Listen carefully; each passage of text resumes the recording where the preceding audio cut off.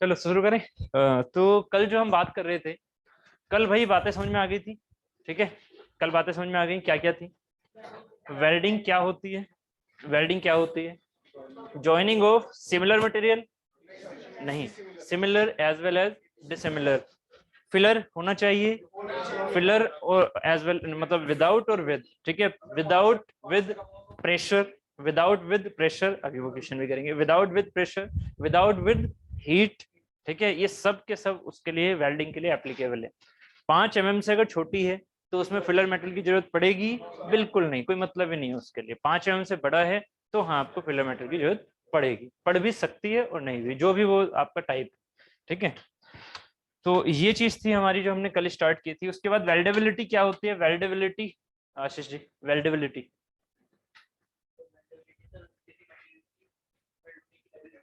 Weld होने की ability, very good. ठीक है, और अगर मैं बात करूं यहाँ पर, मैंने क्या बोले थे, हाँ, वेल्ड बीड क्या होता है? विजय जी बताइए, वेल्ड बीड। वेल्ड बीड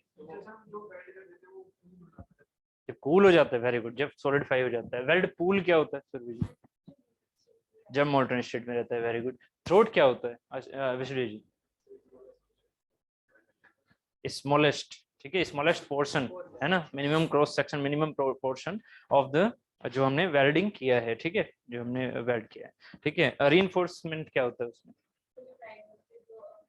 जो एक्स्ट्रा पार्ट है वो हमारा रीइंफोर्समेंट। ठीक है, और लेग ऑफ द वेल्ड क्या होता है? लेग ऑफ द वेल्ड, हम्म, तो लेंथ होती है वेल्ड की, वो लेंथ होती है। लेग हमेशा होता है ये वाला, ये वाला, है ना। वेल्ड जो बन रहा है ना, ये वाली चीज होती है लेग। जो आपको वो सोच रहे हो ना लंबी सी जा रही है, वो होती है length, length of the weld. ये जो होती है वो होती है length of the weld.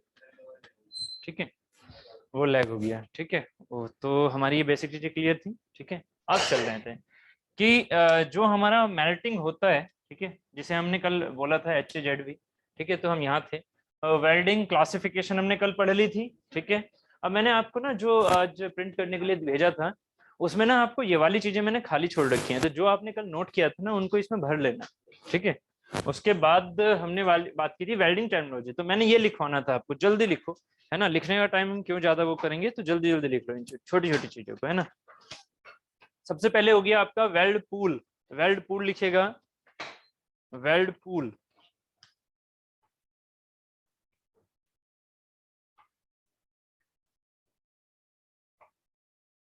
Before solidification, before solidification, before solidification, before solidification the liquid metal between two surfaces, the liquid metal between two surfaces is called weld pool. Before solidification, comma, the liquid metal between two surfaces is called weld pool. Clear? अब लिखिएगा weld bead, weld bead,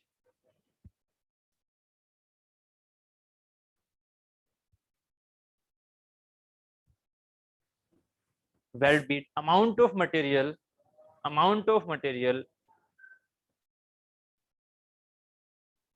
amount of material which can be added into the workpiece, amount of material which can be added into the workpiece, amount of material which can be added into the workpiece per unit pass, per unit pass in this solid, in this solid state, in this solid state is known as weld bead.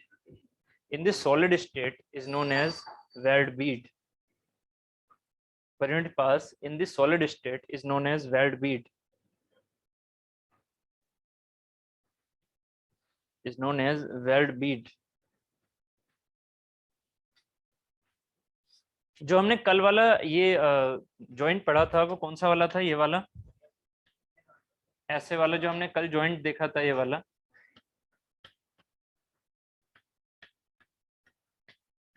ठीक है, ये यहाँ पर दूसरा plate लगा लो ऐसे, ये वाला कौन सा वाला जॉइंट था, ये वाला, इसे क्या बोलते हैं, इस जॉइंट को क्या बोलते हैं?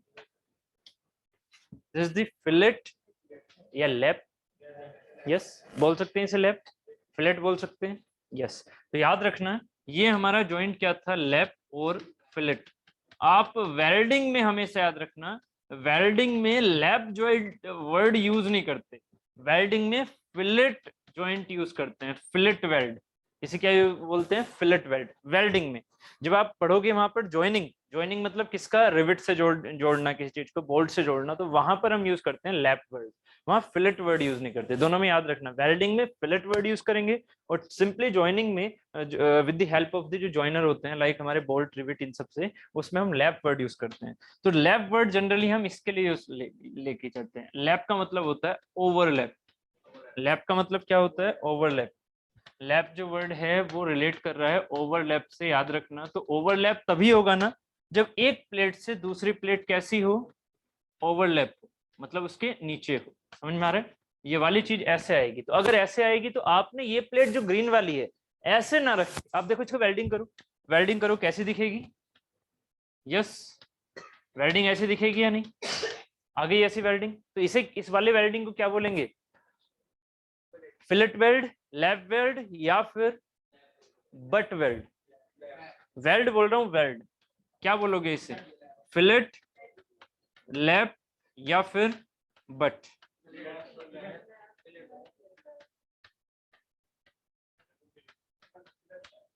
अब बोलो, मेरी जो वर्डिंग मैंने अभी बोली थी वो सुनी भी थी या नहीं?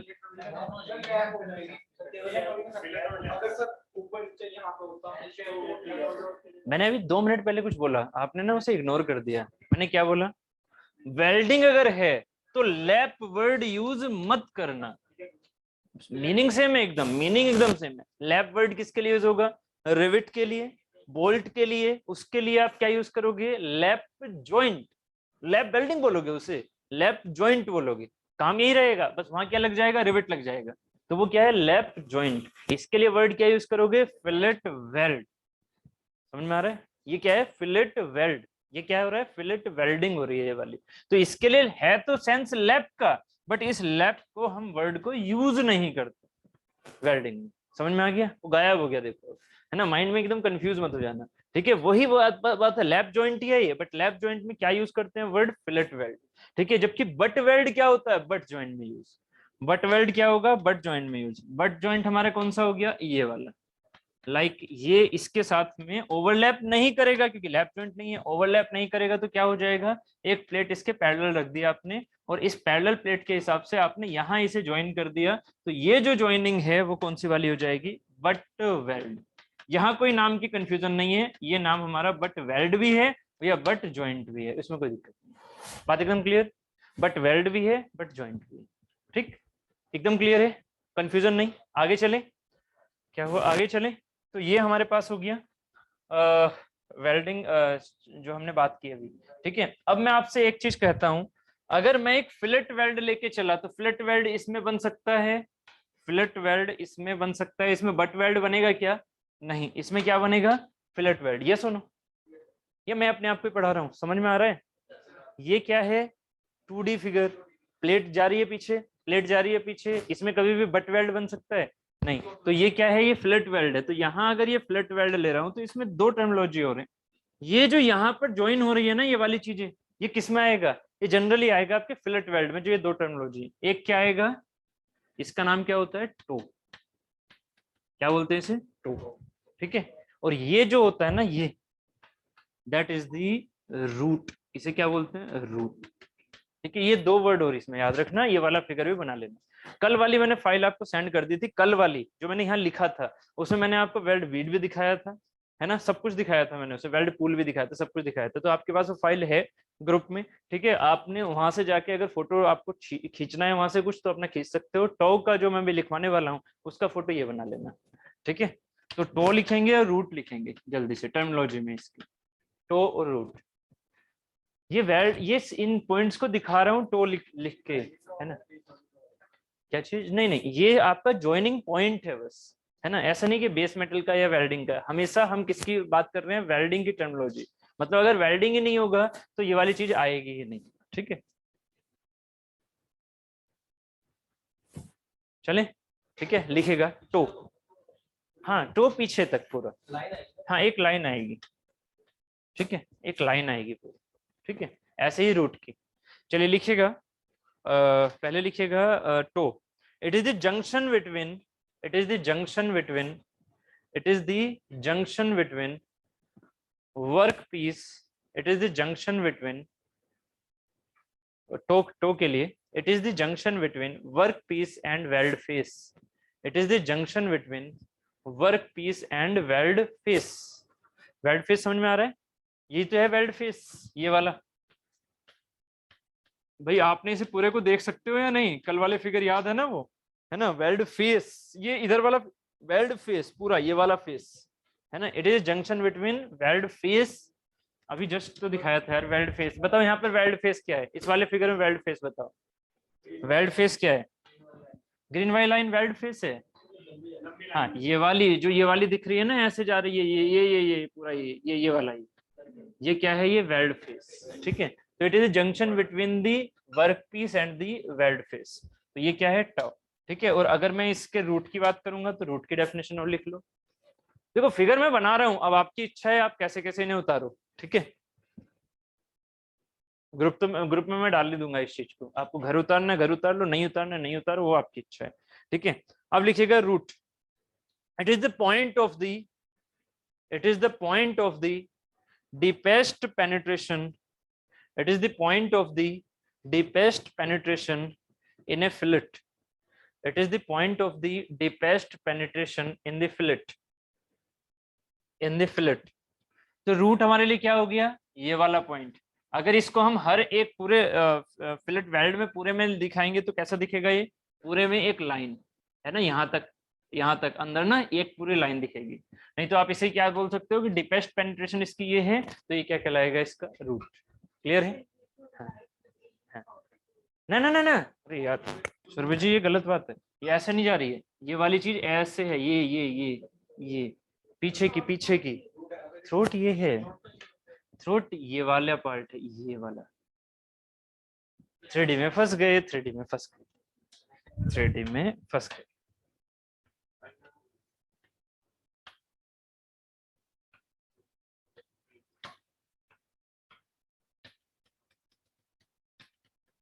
अब बताओ रूट कहाँ है, रूट है ये वाली चीज, थ्रोट क्या है, थ्रोट है ये वाली चीज, दिख रहा है, हाँ ये वाला थ्रोट वाला सेक्शन है ना। अब थ्रोट वाले सेक्शन को अगर 3D में देखना है तो 3D में कैसा देखोगे थ्रोट का सेक्शन, दिख रहा है ये, फिर इसके ऊपर भी एक लाइन ओवरलैप करेगी, ये जो सरफेस होगी पूरी। अच्छा कल आपने 3D नहीं सोची, आपने क्या सोच लिया, इसे एक लाइन है, लाइन नहीं है ये सरफेस है भाई। ओहो सही समझ में आ गया था कल, सरफेस है वो, ऐसे कटता हुआ यहाँ पॉइंट से ऐसे कटता हुआ एक सरफेस जा रहा है, ठीक है, वो है थ्रोट सेक्शन, ठीक है। क्लियर है, ये कोई लाइन नहीं थी, ये 3D प्लेन था जो कि मैं इससे ज्यादा नहीं दिखा सकता, है ना, वो चीज थी, ठीक। चलो तो हो गया यहाँ तक, रूट लिख लिया। अब लिखेगा रूट गैप, जल्दी जल्दी लिखो यार इन्हें। रूट गैप, रूट गैप क्या हो गया, कल समझा दिया था, है ना। इसमें लिखेगा it is a minimum distance between, it is a minimum distance between two work piece, है ना, याद है ना वो रूट गैप जो लिखा था नीचे की साइड में। It is a minimum distance between two work piece, it is a minimum distance between two work piece before welding, two work piece before welding. तो कहाँ है भाई रूट गैप इसमें, इस वाले फिगर में कहाँ है रूट गैप, ये वाला, यही तो है मिनिमम डिस्टेंस, ये वाला थोड़ी है रूट गैप, है ना, कौन सा वाला है, मिनिमम डिस्टेंस जो है, that is the root gap, ठीक है। आगे लिखेगा रूट गैप कंप्लीट, थोड़ा लिखने में जल्दी कर ले, आगे चलो। पेनिट्रेशन लिखिएगा, penetration, it is the depth up to which, penetration, it is the depth up to which filler metal, it is the depth up to which filler metal can be penetrated, it is the depth up to which filler metal can be penetrated into base material, it is the depth up to which filler metal can be penetrated, it is the depth up to which filler metal can be penetrated into base material। तो यहाँ अगर मान लीजिए मैंने यहाँ दूर दूर रखे हुए हैं, अगर मैं यहाँ पर ये भरता हूँ इससे, मटेरियल से मैं ऐसे से भरता हूँ, तो ये मटेरियल मेरा यहाँ पर ऐसे आ गया, ऐसे यहाँ तक भर गया। बताइए पेनिट्रेशन कितनी है? पेनिट्रेशन कितनी होगी? यहां से लेके यहां तक। ये सुनो, पेनिट्रेशन जहां तक वो डेप्थ में जा रहा है वो हमारी ऊपर वाली साइड से पेनिट्रेशन। ठीक है, अगर ये चीज यहाँ पर ऐसे जुड़ी होती पहले से ही कि यहाँ पर वेल्ड मटेरियल आ ही नहीं रहा, लाइक ऐसे फिगर होता, समझ रहे हो, लाइक ऐसे फिगर होता, तो पेनिट्रेशन कहां तक होती? सिर्फ और सिर्फ पेनिट्रेशन कहां तक होती? सिर्फ और सिर्फ ये वाले पार्ट तक। यस, नहीं समझ में आया? ठीक है, तो पेनिट्रेशन क्या है? जहां तक मेरा वेल्डिंग मटेरियल जा सके, ठीक है, उस बेड बेस के अंदर। ठीक है, तो ये हमारा हो गया पेनिट्रेशन। ठीक है, आगे लिखिएगा throat, it is the shortest distance. Throat लिखिएगा, हाँ टॉप से, टॉप से। रीइंफोर्समेंट करने से पहले से ऐड कर लो या रीइंफोर्स करने के बाद ऐड कर लो, ठीक है, वो कोई इश्यू नहीं है। Throat, it is the shortest distance. Throat लिखिएगा, it is the shortest distance, it is the shortest distance between root and weld face. It is the shortest distance between root and weld face. ठीक है, but ये जो weld face है इसको याद रखना, bracket में कर देना उसे after reinforcement. Root and weld face after reinforcement, bracket में लिख लेना after reinforcement. Root and weld face उसके ब्रैकेट में लिख देना after reinforcement. This is throat. उसके बाद लिखेगा वेल्ड बीड, लिखवा दिया मैंने, हाँ लिखवा दिया। अब लिखिएगा weld deposition rate. Weld deposition rate,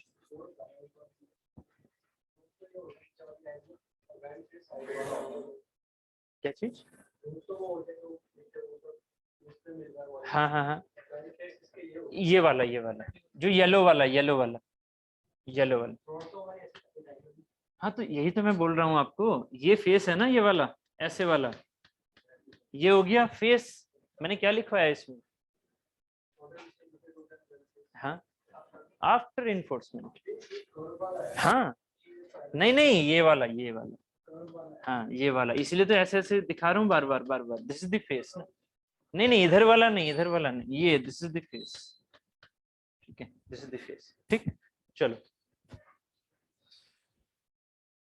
ठीक है। वेल्ड डिपोजिशन रेट, नेक्स्ट लिखिएगा weld deposition rate. Weld deposition rate,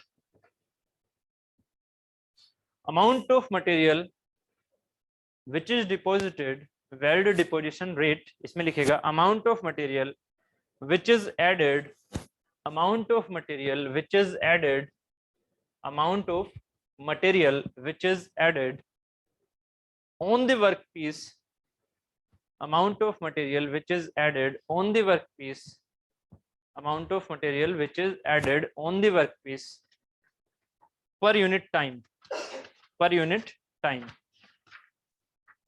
per unit time।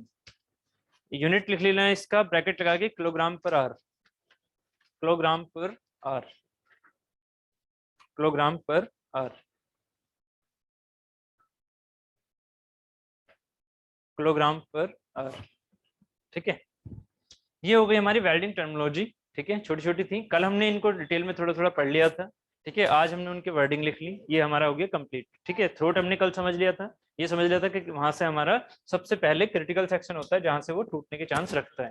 ठीक है, चीजें याद हो गई थी। ठीक है, कोई बड़ी टफ चीजें नहीं है ये। ठीक है, पेनिट्रेशन नॉर्मली समझ में आ रहा है। ठीक है, उसके बाद ये रूट हो गया, टाउ हो गया, ये भी आपको समझ में आ गए होंगे। कोई दिक्कत है तो पूछ लो, यहाँ तक में कोई दिक्कत नहीं, वो टफ चीजें नहीं है, बहुत ही नॉर्मल चीजें हैं। ठीक है, और नॉर्मली समझना है इन चीजों को, है ना। आगे चलें,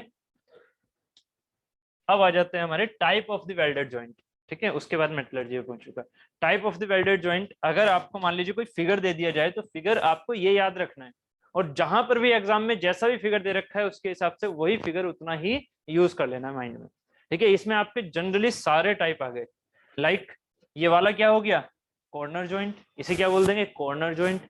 ये वाला क्या हो गया? ये वाला लैप जॉइंट। अब ये जो लैप जॉइंट है और फिलेट क्या, वेल्ड क्या बोलेंगे इसे? Fillet weld. जॉइंट कैसा है? लैप जॉइंट, और ये बोलेंगे क्या इसे? Fillet weld.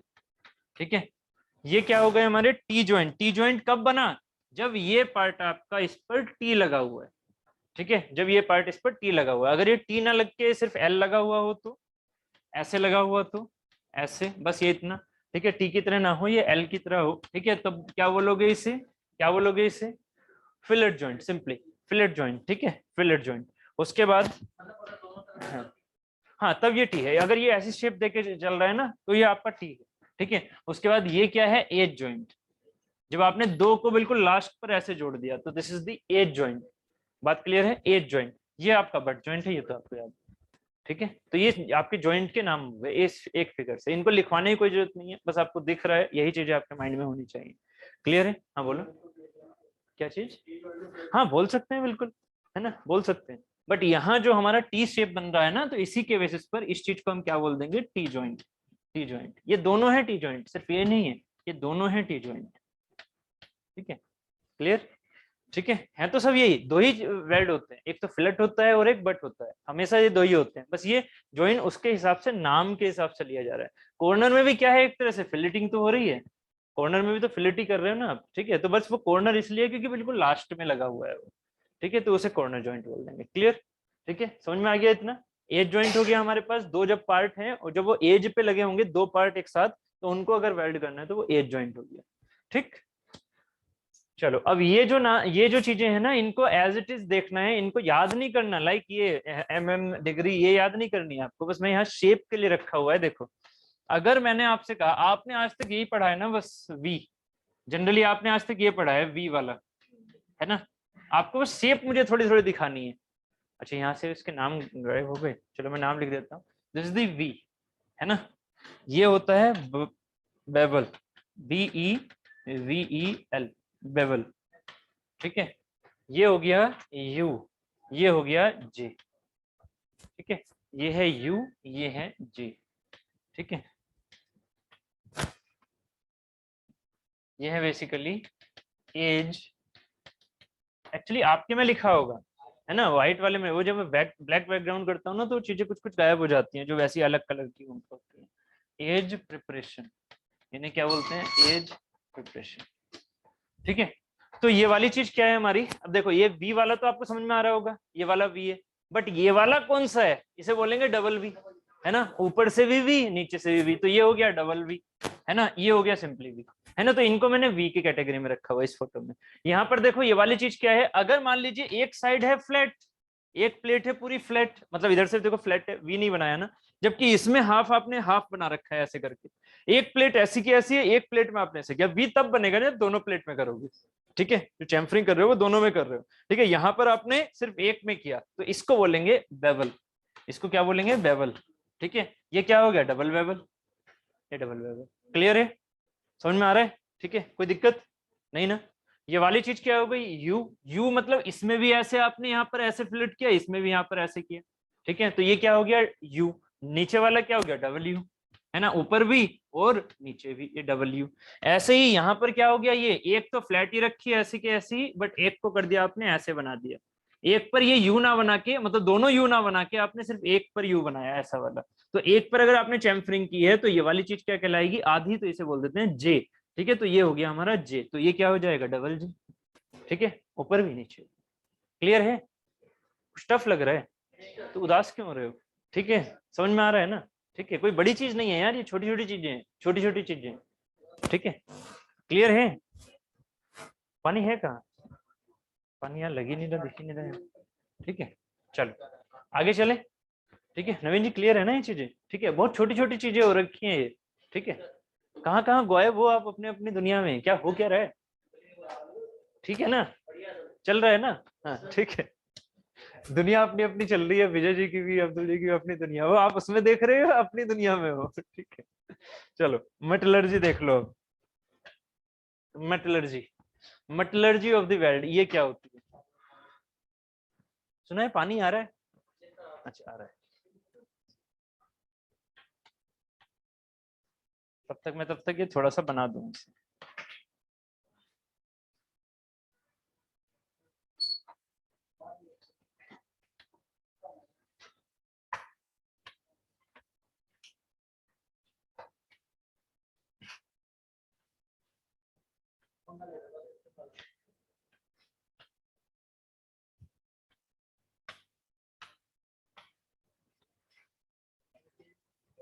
चलो करें शुरू,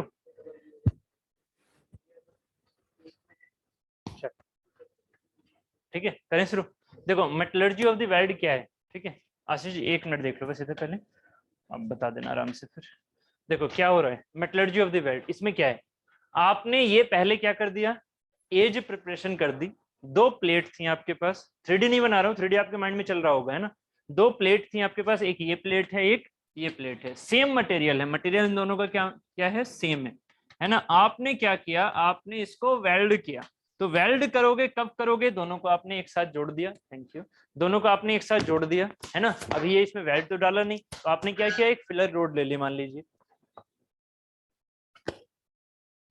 इसकी थिकनेस मान लो 5 mm से ज्यादा है, तो आपने एक फिलर रोड ले ली, एक एग्जाम्पल के तौर पर ले रहा हूँ, एक फिलर रोड ले ली, यहाँ पर मान लीजिए आर्क ना करके आप वो कर रहे हो गैस वेल्डिंग। तो इससे क्या हुआ कि ये भी मेल्ट हुआ, ये भी मेल्ट, दोनों मेल्ट होंगे भाई। यहाँ पर इसके ऊपर भी तो लग रही है ना ये वाली गैस की, तो इस पर भी लग रही है, ये भी मेल्ट होगा, ये भी मेल्ट होगा, ये दोनों का मेल्टिंग पॉइंट क्या है, सेम, दोनों मटेरियल सेम है, तो ये दोनों ही क्या होने लग गए, मेल्ट। ठीक है, ये इतना माइंड में चल रहा है, इसे गायब कर रहा हूँ क्योंकि इतनी कॉम्प्लिकेसी हमें फिगर में नहीं चाहिए, ये चीजें माइंड में चलनी चाहिए, माइंड में चल गई। ठीक है, जब वो फिलर मटेरियल आपका पिघला, ये भी तो पिघला, दोनों चीजें पिघल के क्या दिखेगा, जब ये पिघलेगा, ये सॉलिड थोड़ी है, ये पिघला, इसका मतलब क्या हुआ, इसका मतलब क्या हुआ, जो फिलर मटेरियल पिघला है वो इसके यहाँ पर गैप में आता हुआ दिखेगा, यस और नो। तो ये वाला फिगर कुछ ऐसा बनेगा, ये फिलर मटेरियल की वजह से आ रहा है, जबकि ये वाली चीज भी तो पिघल रही है ना, तो ये वाली चीज आपको पिघली हुई कैसी दिखेगी, कुछ ऐसी, ऐसी। मैंने यहाँ तक ऐसे ले लिया, चलो एग्जाम्पल के तौर पर, इससे थोड़ा सा दिखे आप, है ना। तो ये सब कुछ पिघला हुआ है यहाँ पर, ये किसमें है, ये वाली चीज है हमारी लिक्विड, लिक्विड नहीं, वर्ड हम यूज करेंगे कल वाला जो मैंने कल समझाया था, इसे क्या बोलते हैं, वेल्डपूल। ठीक है, वेल्डपूल कहते हैं, बट एक चीज और वर्ड था, हाईली इफेक्टेड जोड़, हाँ हाँ अभी अभी बोलूंगा मैं वो, अभी नहीं, कल वाले जो एक वर्ड यूज किया था मैंने, ये जो आपकी स्टेट वेल्डिंग है कौन सी वाली है, liquid state welding. Liquid state welding का दूसरा नाम क्या था, होमोजीनियस, एक नाम और लिखवाया था, फ्यूजन। ये क्या हो रहा है, ये फ्यूज हो रहा है, वेल्डिंग मटेरियल फ्यूज हो रहा है किसमें, गैप में, तो इसे क्या बोलेंगे, फ्यूजन जोन। क्या बोलेंगे इसे, फ्यूजन जोन, यस और नो। या फिर इसे क्या बोल सकता हूं सीधा, लिक्विड जोन, या फिर जैसे अभी आपने बोला था मेल्टेड जोन, यस और नो। ठीक है, एकदम क्लियर हो रहा है भाई। देखो मेल्टेड जोन सीधा लिख देता तो काम क्या चलता, दो नाम भी तो लिखवाने थे आपको। ठीक है, तो फ्यूजन जोन, मेल्टेड जोन, ये सब कुछ है। ठीक है, बट जब ये मेल्टेड जोन है तो इसमें फाइनली तो सॉलिडिफिकेशन होगा ना, बट अभी सॉलिडिफिकेशन पे तुरंत मत पहुंचो, अभी पहले नाम सुनो। ये लिक्विड जोन है, क्या सिर्फ और सिर्फ हीट इसमें यहीं तक होगी, हीट का इफेक्ट तो आगे भी रहेगा ना। अब एक बात बताओ, जब आपने प्लेट बनाई थी तो प्लेट किस चीज से बनाते हैं, कुछ याद करो, प्लेट किस चीज से बना रहे हो, प्लेट रोलिंग प्रोसेस से, कभी आपने पढ़ा होगा प्लेट किससे बन रही है, रोलिंग प्रोसेस से। रोलिंग किसमें होता है, रोलिंग जनरली किसके थ्रू लेके जाओगे आप, ऐसे दो रोलर के बीच में से एक प्लेट आप बनाना चाह रहे हो तो इसको क्या करोगे, ऐसे लेके जाओगे तभी तो ये बनेगी। इसका मतलब यहाँ पर क्या हो गया, वर्किंग, है ना, इसमें क्या आ गई, स्ट्रेंथ ज्यादा हो गई इसकी, है ना, डक्टिलिटी कम होती जा रही है, तो इसको हम जनरली क्या लेके चल रहे हैं, कोल्ड वर्क। इसे क्या बोल दिया मैंने, कोल्ड वर्क, मतलब आपने रूम टेम्परेचर पर ये रोलर से पास करा के प्लेट बनाई थी। नहीं समझ में आ रहा क्या बोला मैंने, मैंने कहा कि आपने एक प्लेट बनानी, क्यों प्लेट बनानी है, क्योंकि उसकी वेल्डिंग करनी है, ये प्लेट्स है ना। अरे कभी तो बनी होगी, जिसकी आपको वेल्डिंग करनी है वो कभी तो प्लेट बनी होगी, अपने आप में प्लेट बन गई। प्लेट बनी थी तो उसमें क्या हुआ होगा उस टाइम पर, कोल्ड वर्किंग हुई होगी, रोलिंग हुई होगी, या उसे आपने पीटा होगा, कुछ तो किया होगा, तभी तो वो प्लेट बनी। जब वो प्लेट बनी तो उसमें क्या आएंगी, आपकी ग्रेन्स। ग्रेन्स याद है, सोम में हमने पढ़ा है, ग्रेन्स क्या होती हैं, ग्रेन्स होती हैं ऐसे। ठीक है, ग्रेन्स होती हैं ऐसे, ये मटेरियल साइंस में भी हमने देखा, ग्रेन्स क्या होती हैं ऐसी। तो अगर ये ग्रेन्स हैं, ये ग्रेन्स है तो ये कैसी होंगे प्लेट में, इलोंगेटेड या एकदम सर्कुलर, इलोंगेटेड। भाई आपने उसको चाहे तो हथौड़े से उसे बजाया, चाहे उसे रोलर के थ्रू पास कराया, आपकी ग्रेन्स कैसी हो गई हैं, इलोंगेटेड। तो ये जो इलोंगेटेड ग्रेन्स हैं यहाँ दिखेंगी, यस और नो। नॉर्मल आपके मटेरियल में इलोंगेटेड दिखेंगी या नहीं, क्योंकि यहाँ का टेम्परेचर अभी भी क्या है, रूम टेम्परेचर के आसपास। जो दूर है, जो दूर है एज, वो रूम टेम्परेचर के आसपास होता। अरे मैं फिर से नया फिगर नहीं बना रहा, समझो मेरी बात को, ये मैं पूरे में बना देता, बट ये पूरे में तब बनाता ना जब उस पर हीट का इफेक्ट ही ना होता कुछ, है ना। जब मैं शुरू में बनाता तो ऐसा ही बनाता पूरे में, बट क्यों इतने डबल डबल फिगर बनाने। इमेजिनेशन आपकी क्लियर होनी चाहिए, अच्छी होनी चाहिए। मैंने क्या बोला कि ये मटेरियल मेरे ऐसे इलोंगेटेड ग्रेन्स के थे, है ना। यहां तक अभी भी इलोंगेटेड ग्रेन्स आपको दिख रही है, क्या हो रहा है अब ध्यान से देना, ये पहले से इलोंगेटेड ग्रेन्स थी, बट जैसे ही मैंने उसे फ्यूज किया, किसको, वेल्ड को, जो हमारा फिलर मटेरियल था उसे फ्यूज किया, इसमें आया, क्या है यहाँ, हाई टेम्परेचर है। हाई टेम्परेचर है, क्या हो रहा है भाई, हाई टेम्परेचर में ये मेल्ट हो रखा है, मतलब इसका टेम्परेचर बहुत ज्यादा है, बहुत ज्यादा है। तो क्या यहाँ से अगला ही ग्रेन आपका इलोंगेटेड पहले वाले की तरह रहेगा जैसा उस मेटेरियल का था? ऐसा तो नहीं होगा ना, मतलब उसका कुछ ना कुछ तो इफेक्ट आएगा ना, टेम्परेचर ज्यादा होने का, टेम्परेचर ज्यादा होने का इफेक्ट आएगा। यहाँ तक तो है लिक्विड, यहाँ से क्या है, ये वाला जो पार्ट है, यहाँ से ये वाला पार्ट, इस लिक्विड से आगे का ये वाला जोन, ठीक है, और ये वाला जोन यहाँ तक, इसे बोलते हैं, ये दो मैंने जोन अभी इसलिए बनाए, अभी समझाता हूँ। ये दो जोन हैं, ये दो जोन हमारे क्या कहलाएंगे, ये दोनों ही क्या कहलाएगा, हीट अफेक्टेड।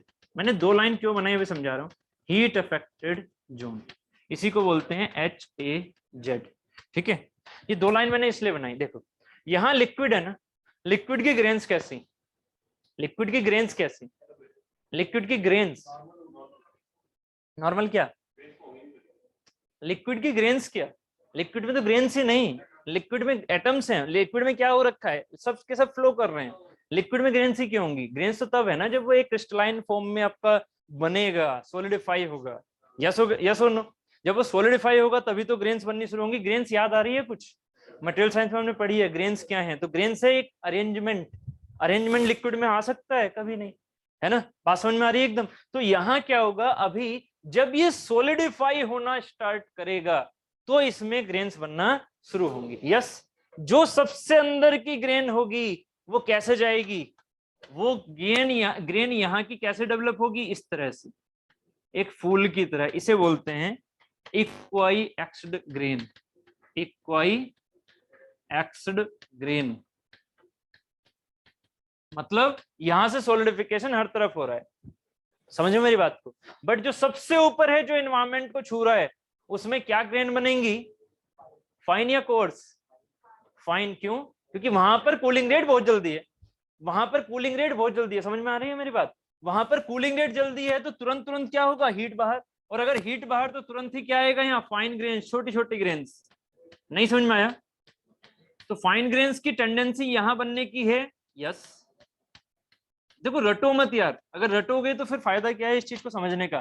फाइन ग्रेन की टेंडेंसी यहाँ है बनने की, क्यों, क्योंकि ये एनवायरमेंट से टच हो रहा है, यहाँ का टेम्परेचर बहुत हाई था, है ना, इधर उधर का टेम्परेचर तो हाई नहीं ना, यहाँ का था, तो एनवायरमेंट से टच हुआ, सोलिडिफाई जैसे होगा तो यहाँ फाइन ग्रेन बनेगी। दूसरी जगह और है एक फाइन ग्रेन बनने की, सोचना जरा, जो मेटल वाला रीजन है जो ठंडा है, जो इसके साथ में आएगा वो क्या है, एकदम लिक्विड हो रखा है, वो टेम्परेचर हाई है यहाँ का, सोचना जरा, यहाँ का टेम्परेचर हाई है, यहाँ का टेम्परेचर थोड़ा कम, यहाँ का टेम्परेचर और थोड़ा कम, बट ये तो टेम्परेचर हमारा रूम टेम्परेचर है ना, प्लेट थोड़ी लंबी मान लो ना अपने माइंड में, ये टेम्परेचर हो गया रूम टेम्परेचर, इसका मतलब क्या हुआ, जो हमारी यहाँ देखो हद से हद ये जो रेंज आएगी वो यहीं तक तो जा रही है, मान लेते हैं, ठीक है, हीट अफेक्टेड जोन है वो यहाँ तक जा रहा है, मतलब आपके हीट का अफेक्ट कहाँ तक हो रहा है, यहाँ तक हो रहा है, तो ये तो ठंडा एनवायरमेंट मिल रहा है ना। तो जब ये सोलिडिफाई होगा तो यहाँ का टेम्परेचर भी तो डाउन होता जाएगा ना, यहाँ का टेम्परेचर डाउन होगा तो कौन से वाले से वो सबसे पहले कनेक्ट होकर डाउन हो रहा है, इस वाले मटेरियल से। तो फाइन ग्रेन यहाँ होंगी, थोड़ा बस ये बताना मुझे, फाइन ग्रेन यहाँ होंगी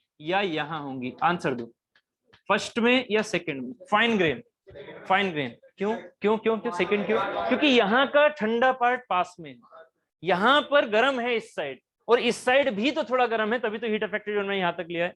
तो इसमें से दो पार्ट निकलेंगे, आप समझ में आ रहा है, हीट अफेक्टेड जोन में दो पार्ट होंगे, एक पार्ट क्या होगा, एक पार्ट होगा कोर्सर ग्रेन का, एक पार्ट होगा फाइनर ग्रेन का। ये क्या होंगी, ये होंगी फाइनर ग्रेन, जो कि होंगी मेटल पार्ट की तरफ, ठीक है, तो ये होंगी हमारी फाइनर ग्रेन। नहीं समझ में आ रहा, आ गया ना, ये छोटी छोटी छोटी ऐसे बना लेना, बहुत ज्यादा बड़े बड़े मत बनाना, नहीं तो ऐसे ही खेलते रह जाओगे, ठीक है। तो ये वाली चीज क्या होगी, कोर्सर, इसको कोर्सर है तो थोड़ा ऐसे ऐसे करके बना दो, बड़ी बड़ी, ये हो गई कोर्सर ग्रेन, बात क्लियर है। ये है इक्विएक्स्ड ग्रेन, यहाँ पर क्या होती हैं, यहाँ पर इन्हें बोलते हैं लैमिनेटेड ग्रेन्स, लैमिलर स्ट्रक्चर बोलते हैं इसे, लैमिलर स्ट्रक्चर, ये इक्वाएक्स्ड ग्रेन जो होती है ना उसको लैमेलर स्ट्रक्चर बोलते हैं, लैमेलर ऐसे बनता हुआ। थोड़ा थोड़ा सही से बना देता हूँ।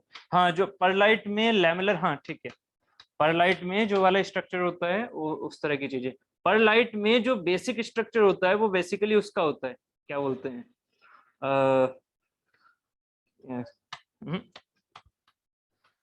आपकी लाइन, जो लाइन है ना लाइन, बट ये वो वाली चीज एग्जैक्टली नहीं है ऐसी जो आप सोच रहे हो ना। हाँ ये वो वाली चीज एग्जैक्टली ऐसी नहीं है जैसे कि वहां पर हम लेके चलते हैं। वहां पर क्या होता है, परलाइट में क्या होता है, परलाइट में ऐसे गया एक, ये किसका हो गया, सीमेंटाइट का, दूसरा हो गया फेराइट का, तीसरा क्या हो गया सीमेंटाइट का, चौथा क्या हो गया फेराइट का।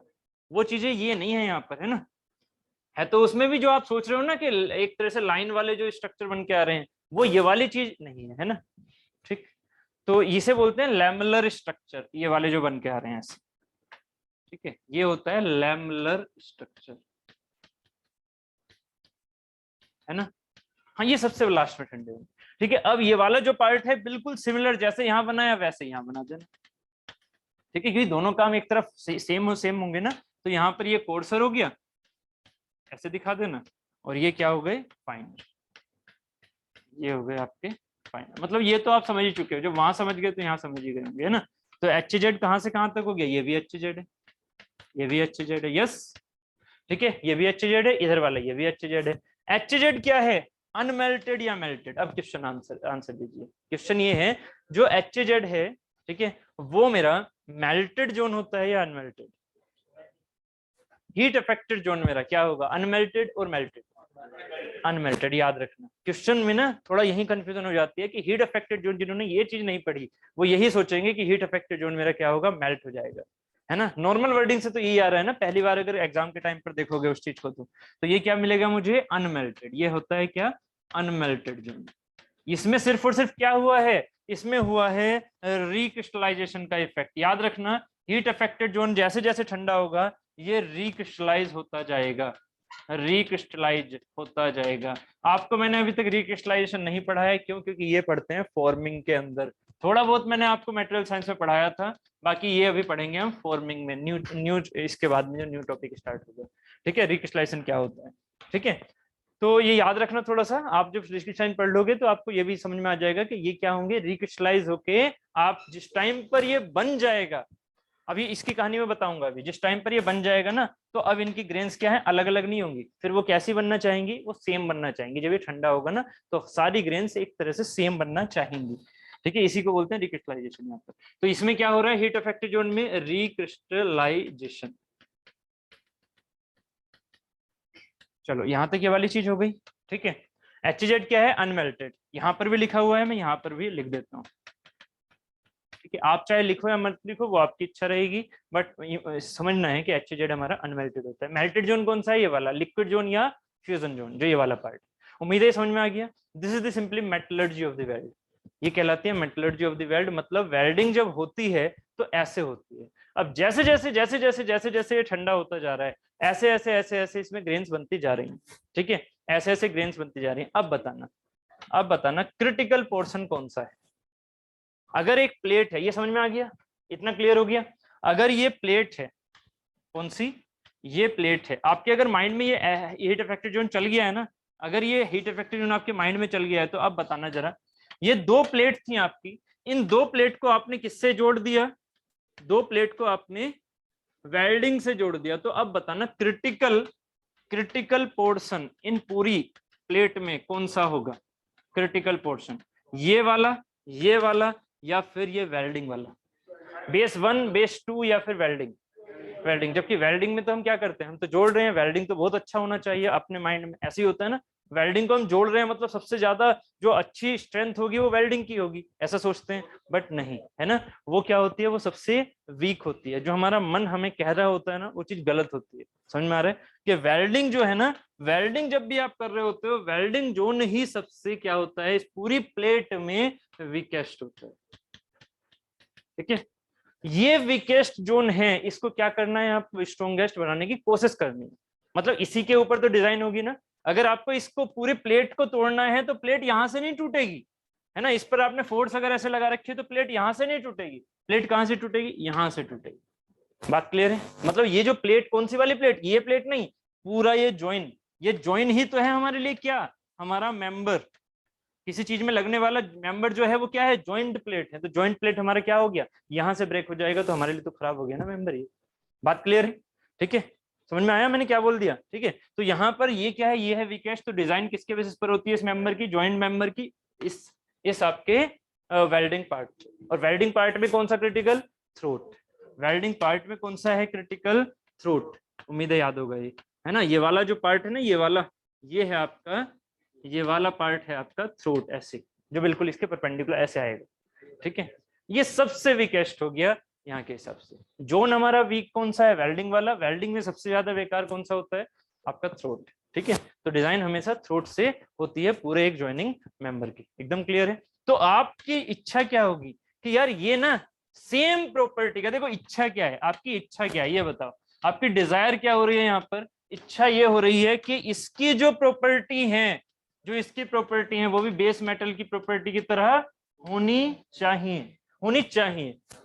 इसका मतलब आप यहाँ पर क्या चाहोगे कि इनकी जो ग्रेन्स हैं वो बिल्कुल इसके ग्रेन जैसी बननी चाहिए, बट नहीं बनती। ठीक है, बननी चाहिए बट नहीं बनती हैं, वो उन्हीं ग्रेन्स को मैंने यहाँ पर दिखाया है। ठीक है, चाहते तो यही हो ना कि इसकी जैसी ग्रेन है वैसी यहाँ की भी हो, बट ऐसी नहीं है ये।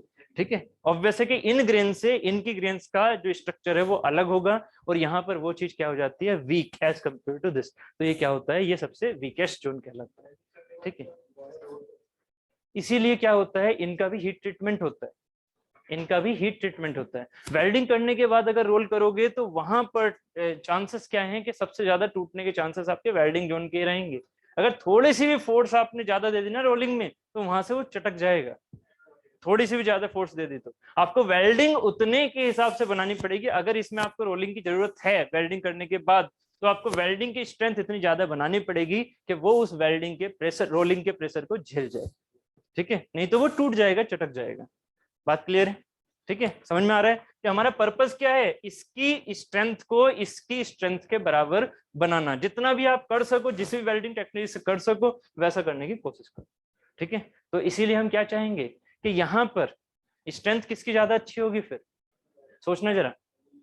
नहीं, स्ट्रेंथ कौन सी वाली टेक्निक की अच्छी ज्यादा होगी, इसको लिक्विड में कन्वर्ट करके जोड़ना, या इसको सॉलिड के सॉलिड में ही जोड़ देना। बात समझ में आ रही है? तो स्ट्रेंथ किनकी ज्यादा अच्छी, फ्रिक्शन वेल्डिंग की स्ट्रेंथ ज्यादा अच्छी। बस ये दिक्कत ये होती है कि फ्रिक्शन वेल्डिंग हर एक मटेरियल पर अप्लाई नहीं हो पाती। बात क्लियर है ना? थोड़ा थोड़ा व्यू तो आ गया ना इस वाली चीज का, चलो बढ़िया। ठीक है, तो अब उम्मीद है यही वाली चीजें क्लियर हैं। देखो ये वो वर्डिंग है जो अभी मैंने समझाई है। Metallurgically there are three distinct zone in the welded part, namely in the weld the metal solidify from the liquid state. ठीक है, लिक्विड स्टेट जो हमारा फ्यूजन जोन है, उसके बाद क्या हो गया, एचजेड जोन हो गया, उसके बाद हो गया हमारा मेटल का पहला वाला बेस मेटल वाला जोन। ठीक है, तो तीन हमारे पास ये जोन थे। ठीक है, hence fusion welds are considered as the casting. देखो कास्टिंग क्यों बोला, क्योंकि यहाँ पर क्या है, ये लिक्विड स्टेट है। कैसी है यहाँ पर, फ्यूजन में लिक्विड स्टेट है, तो वही तो हमारी जो कास्टिंग में जैसे वो लिक्विड हमारा सॉलिडिफाई होता था, ऐसे ये सॉलिडिफाई हो रहा है। ठीक है, तो crystalline structure will usually be columnar. Columnar को हम डेंड्रिटिक भी बोल देते हैं। तो ये एक दो नाम है जो याद रखना, जनरली ये वाला वर्ड यूज नहीं होगा आपके जेई में, हद से ये वाला यूज होगा। ठीक है, the metallurgical changes are due to the heating and subsequent cooling of the weld and heat affected zone of the parent material. A random grain growth takes place in the melt boundary. ठीक है, random grain growth जो मैंने आपको lamellar वाली बताई है कि वो भागती रहती है। With in the heat affected zone the grains becomes coarse due to heat input and a partial recrystallination takes place. With increasing distance from the melt boundary the grains become linear until the heat affected zone with original grains is reached. तो धीरे धीरे धीरे धीरे धीरे धीरे वहां पर कहां पहुंच जाएंगे हम, उस मेटल के बेस आपके जो ग्रेन्स थी उस तक पहुंच जाएंगे। ठीक है, बात एकदम क्लियर है? ठीक है, चलो अब आ जाता है हमारा नेक्स्ट पार्ट। यहां तक समझ में आ गया? अब हम कौन से वाले की बात कर रहे हैं, केमिकल रिएक्शन वेल्डिंग। आपको मैं सीधा लिक्विड स्टेट में, हम किस में लेके चले हुए, आपको जो सबसे ज्यादा इंपॉर्टेंट है that is the liquid state. तो लिक्विड स्टेट में आपकी दो चीजें थी, एक कौन सी थी, एक थी आर्क और एक थी केमिकल और एक थी रेजिस्टेंस। ठीक है, तो आर्क और रेजिस्टेंस बेसिकली इलेक्ट्रिकल वाली थी, है ना। मैं आपको पहले समझा रहा हूं केमिकल वाली। केमिकल रिएक्शन में मैंने यहाँ दो नाम लिखे थे, आपको याद होगा, एक थी गैस और एक थी थर्माइट। तो थर्माइट की आज हम बात नहीं करेंगे, ठीक है। थर्माइट की बात होगी आपकी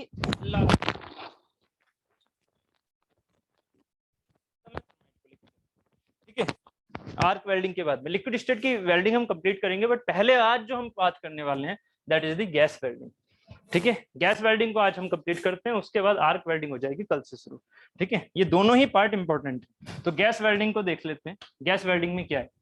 it is the process of generating heat required for melting the joint by burning a combustible gas with air और with directly oxygen, with air or oxygen in a concentrated flame at high temperature. It can weld most common material. उसमें सबसे पहला part, उनमें सबसे पहला part कौन सा वाला है? Oxy acetylene welding. ऑक्सी का मतलब क्या हुआ? Oxy, oxygen. ऑक्सी क्या है? ऑक्सीजन। आप कहोगे ऑक्सी एसिटिलीन वेल्डिंग की जरूरत क्यों पड़ी? आपके घर में गैस तो थी, आपके घर में गैस तो थी। वो गैस क्या है? वो गैस क्या है? नहीं ठीक है, वो एलपीजी है।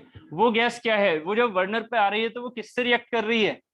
किससे रिएक्ट कर रही है? एयर से। समझो, एयर के साथ जब एलपीजी मिल रही है तो वो क्या हो रही है? जब आप चिंगारी दे रहे हो तो वो क्या हो रही है? बर्न हो रही है। किसके साथ? सीधी एयर के साथ। इसका मतलब एलपीजी को आपको जलाना था एक कंसंट्रेटेड एरिया पे, वेल्ड करना है, तो इसका मतलब कंसंट्रेटेड एरिया का मेल्टिंग पॉइंट पहुंचाने के लिए आपको वहां पर हीट देनी है। जबकि यहाँ क्या है? एलपीजी आ रही है। एयर क्या है? Surrounding air. इसमें एटमोस्फेरिक जो सॉरी एयर के अंदर क्या होता है? एयर के अंदर ऑक्सीजन कितनी होती है बाय वॉल्यूम? 21 के आसपास, ठीक है। बाकी 79% के आसपास क्या है? नाइट्रोजन। नाइट्रोजन है ना, नाइट्रोजन N2। तो आपका जो कंबस्शन है एलपीजी का, वो एक तरह से प्रॉपर हो रहा है एक जगह। एक जगह समझना, एक जगह, एकदम से नहीं हो रहा है ना, एकदम से। ऑक्सीजन क्या है? जलाने के लिए क्या यूज होती है? जलाने के लिए, किसी एक मटेरियल को जलाने के लिए ऑक्सीजन, किसी एक मटेरियल को, चाहे वो कौन सा मटेरियल हो, कार्बन हो, चाहे वो मटेरियल H हो, इनको जलाने के लिए ऑक्सीजन की जरूरत पड़ेगी। हाइड्रोजन भी जलता है, कार्बन भी जलता है, ठीक है। तो इनको जलाने के लिए ऑक्सीजन की जरूरत पड़ेगी। ऑक्सीजन से जलेगा या नाइट्रोजन से? ऑक्सीजन से। तो एयर में क्या है? नाइट्रोजन ज्यादा। एयर में नाइट्रोजन ज्यादा, इस वजह से मैं क्या करूंगा? अगर मुझे कंसंट्रेटेड फ्लेम चाहिए, समझ में आ रहा है कि एक ही जगह पर फ्लेम मिले, मुझे कंसंट्रेटेड फ्लेम चाहिए, तो मुझे क्या करना पड़ेगा? यहाँ ऑक्सीजन प्लेंटी अमाउंट में देनी पड़ेगी, है ना। जो मेरा फ्यूल आ रहा है ना, चाहे वो सी का हो चाहे वो एच का हो, मुझे क्या देना पड़ेगा उसके साथ में? ऑक्सीजन, ना कि एयर। अगर मैं डायरेक्टली एयर दूंगा तो वो हमारी नॉर्मल गैस बर्नर हो गया जो हमारे घर में होता है। मैंने क्या किया? मैंने ऑक्सीजन को अगर उसी मात्रा में दे दिया जिस मात्रा से हम एसिटिलीन को लेके आ रहे हैं, तो वो कंप्लीटली एसिटिलीन को बर्न करके एक कंसंट्रेटेड फ्लेम देगा, है ना। और इसकी हीट क्या होगी? ज्यादा। और हीट ज्यादा होगी तो उसमें हम मेल्टिंग पॉइंट तक पहुंचा सकते हैं अपने मटेरियल को, करंट मटेरियल को। ये सुनो, इतना क्लियर हो रहा है? अगर इतना समझ में आ रहा है तो बस इसी चीज को हमने क्या बोला? इसी को बोला ऑक्सीजन, मतलब ऑक्सी। एसिटिलीन जो हम यहाँ फ्यूल यूज कर रहे हैं, वेल्डिंग, ऑक्सी एसिटिलीन वेल्डिंग। हमारी जो गैस वेल्डिंग है ना, वो हमेशा जनरली यही वाली वेल्डिंग होती है। ये सिर्फ एक पार्ट है उसका, बट यही पार्ट हमारे लिए सबसे इंपॉर्टेंट है, oxy acetylene welding. Oxy acetylene welding में क्या होता है? हम इसमें 2 सिलेंडर यूज करते हैं। ऑक्सी एसिटिलीन वेल्डिंग में हम क्या यूज करते हैं? 2 सिलेंडर। कहाँ गए? ये हमने ऑक्सी एसिटिलीन वेल्डिंग में 2 सिलेंडर यूज की। क्या किया? ये 2 सिलेंडर के जो आउटकम्स हैं, ठीक है, वो आपके ऐसे ऐसे जा रहे हैं, ठीक है। और ये जो है हमारी, वो है हमारी टॉर्च, ठीक है, गैस टॉर्च, ठीक है। तो ये जो आपकी टॉर्च है या वेल्डिंग टॉर्च, ये जो टॉर्च है इसको आपने हाथ में ले रखा है। मान लीजिए आपको यहाँ 2 प्लेट पर वेल्डिंग करनी है, सिलेंडर वहीं रखे हैं, आपने यहाँ पर वेल्डिंग करना शुरू कर दिया। इसका मतलब क्या होगा? इसमें से क्या निकलेगी? यहाँ पर फ्लेम, ठीक है। वो फ्लेम कैसे निकलेगी, वो उसकी कहानी थोड़ी थोड़ी समझ लो, ठीक है, क्योंकि क्वेश्चन वहां से भी उठ के आ सकता है, तो थोड़ा समझ लो इस चीज को कैसे कैसे होता है। एक चीज क्या है हमारा? Acetylene cylinder. एक चीज क्या है मेरा? Oxygen cylinder. यस और नो? यहाँ पर एसिटिलीन सिलेंडर कौन सा हो गया मेरा? ये वाला। ये क्या हो गया? ऑक्सीजन सिलेंडर, ठीक है। ये क्या हो गया मेरा? Acetylene cylinder. ये क्या हो गया? ऑक्सीजन सिलेंडर, ठीक है। आपको थोड़ा सा इसका यहाँ से फोटो देख लिया, एक फोटो यहाँ देख लो, ये रहा। इस फोटो में क्या दिख रहा है आपको? देखो, ये वाली जो चीज है, ये वाली जो चीज है, ये वाली कौन सी होगी? Acetylene cylinder. ये हो गया मेरा एसिटिलीन C2H2 वाला, और ये हो गया O2 वाला, ठीक है। O2 सिलेंडर हमारा क्या है? ब्लैक, ठीक है। एसिटिलीन सिलेंडर क्या है, मरून। जनरली जो हमारा फ्यूल सिलेंडर होता है, जनरली वो हमारा कैसा रखा जाता है, मरून कलर का। जो फ्यूल सिलेंडर होता है जनरली वो मैरून कलर का रखा जाता है, और जो हमारा ये ऑक्सीजन सिलेंडर होता है, ठीक है, वो हमारा इससे रखा जाता है। क्लियर है? ठीक है,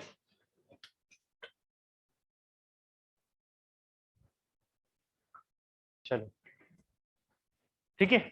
तो C2H2 हो गया, O2 हो गया। यहाँ से क्या है, C2H2 जाएगा, पास होगा। ये हमारी वॉल्व्स लगी हुई है यहाँ पर भी वॉल्व्स हैं। ये वॉल्व्स क्या हैं, इसका प्रेशर रेगुलेट कर रही हैं।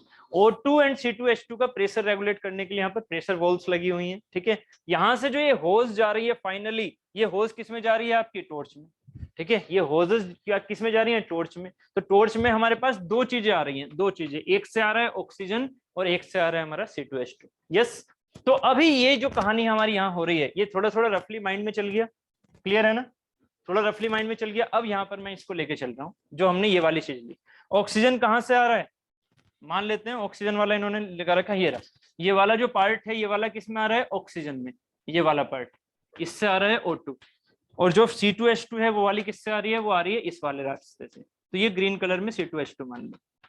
ठीक है, अभी क्या हुआ, अभी क्या हुआ, C2H2 एंड O2 कहां पर टकराएंगे। पहले मैं रिएक्शन की बातें करता हूं, उसके बाद मैं बताऊंगा C2H2 किस फॉर्म में रखी जाएगी, है ना, वो भी क्वेश्चन आता है।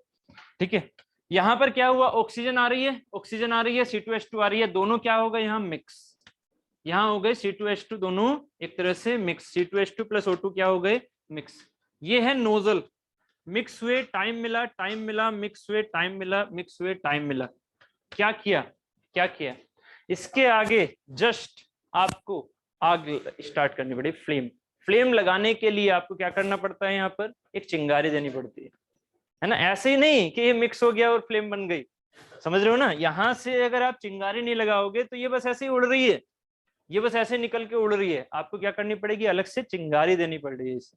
ये जो टॉर्च है ना, इस टॉर्च को जलाने के लिए आपको क्या देनी पड़ेगी, अलग से चिंगारी, अलग से चिंगारी। चिंगारी दी, जैसे चिंगारी दी ये फ्लेम बन गई, है ना। अब ये जो फ्लेम बनी स्टार्टिंग में, ध्यान देना, जो ये फ्लेम बनी स्टार्टिंग में, ये जो रिएक्शन से फ्लेम बन रही है, यहाँ फ्लेम की हीट है कुछ, ये सुनो, इस फ्लेम की हीट होगी। यहाँ की हीट क्या होती है, आपने नाम सुने होंगे exothermic and endothermic reactions, chemistry में कभी 11th क्लास में, है ना, या फिर डिप्लोमा फर्स्ट ईयर में। Exothermic and endothermic reaction, exothermic क्या होती हैं, जो हीट प्रोड्यूस करती हैं अपनी रिएक्शन करने के बाद, हीट। एंडोथर्मिक जो हीट लेती हैं, है ना। यहाँ ये जो रिएक्शन बनेगी ना C2H2 की प्लस O2 की, ये हमेशा एक्सोथर्मिक रिएक्शन होती है। ठीक है, आपको जो जलते हुए फील होता है ना, आपको जलते हुए फील होता है, आपने मूवीज में देखा होगा, आग हाथ में रहती है, जलन नहीं होती। समझ रहे हो मेरी बात को, समझना मैं क्या बता रहा हूँ। ठीक है, आग को हाथ में ले लेते हैं, हाथ जलता नहीं है। क्यों नहीं जलता, जलना किससे होता है, जलना सिर्फ और सिर्फ फायर से होता है या पुष्पा से होता है। ठीक है, जलना सिर्फ और सिर्फ किससे होता है, फायर से होता है। ठीक है, बस फायर जलाती नहीं है, फायर जलाती नहीं है। ठीक है, वो फायर जैसी वर्ड आता है ना, पुष्पा याद आ जाता है, फायर जलाती नहीं है। ठीक है, फायर क्या करती है, फायर तो सिर्फ और सिर्फ आपको दिख रहा है, जला कौन रहा है। अगर ये फायर आपकी एक्सोथर्मिक है तो ये हीट जो है वो दे रही है, प्रोड्यूस कर रही है, और वो हीट कहाँ जाएगी, जो भी नॉर्मल टेम्परेचर वाली चीज उसके साथ में मिलेगी वो उसको हीट देगी, इसलिए आपका हाथ जलेगा। बात क्लियर है, समझ में आ रहा है। ठीक है, हाथ, हाँ, क्या हुआ, एक्सोथर्मिक एंडोथर्मिक दो नाम है ना। अगर केमिस्ट्री याद नहीं रही है तो दो नाम है। एक्सोथर्मिक का मतलब होता है हीट का लिबरेशन, हीट निकल रही है उस रिएक्शन के बाद। एंडोथर्मिक हीट उसमें डालनी पड़ रही है वो रिएक्शन कराने के लिए, है ना। अगर याद नहीं रहा तो ऐसे याद रख लो, एक्सोथर्मिक जिसमें रिएक्शन करने के बाद हीट निकल रही है। अगर ये रिएक्शन हुई किसकी, C2H2 प्लस O2 की, तो इसमें हीट क्या होगी, जनरेट होगी, जनरेट होगी, निकलेगी। वही हीट आपको कहाँ दिखेगी, यहाँ दिखेगी, क्योंकि ये C2H2 प्लस O2 क्या है, एक्सोथर्मिक रिएक्शन। यहाँ पर क्या होती है, हीट आती है। हीट क्या आएगी, बहुत तगड़ी, बहुत ज्यादा, क्योंकि इसका टेम्परेचर क्या हो जाता है यहाँ पर, अराउंड 3200 के आसपास, अराउंड 3200 के आसपास। ये जो चीज है, आप समझना मेरा, C2H2 प्लस O2 यहाँ होती है एक प्राइमरी रिएक्शन। कहानी समझते रहना, ये है आपकी प्राइमरी रिएक्शन जो मैंने अभी समझाई ना आपको, ये है प्राइमरी रिएक्शन। इस प्राइमरी रिएक्शन में कौन सी वाली O2 यूज हुई, कौन सी वाली O2 यूज हुई, जल्दी बोलो।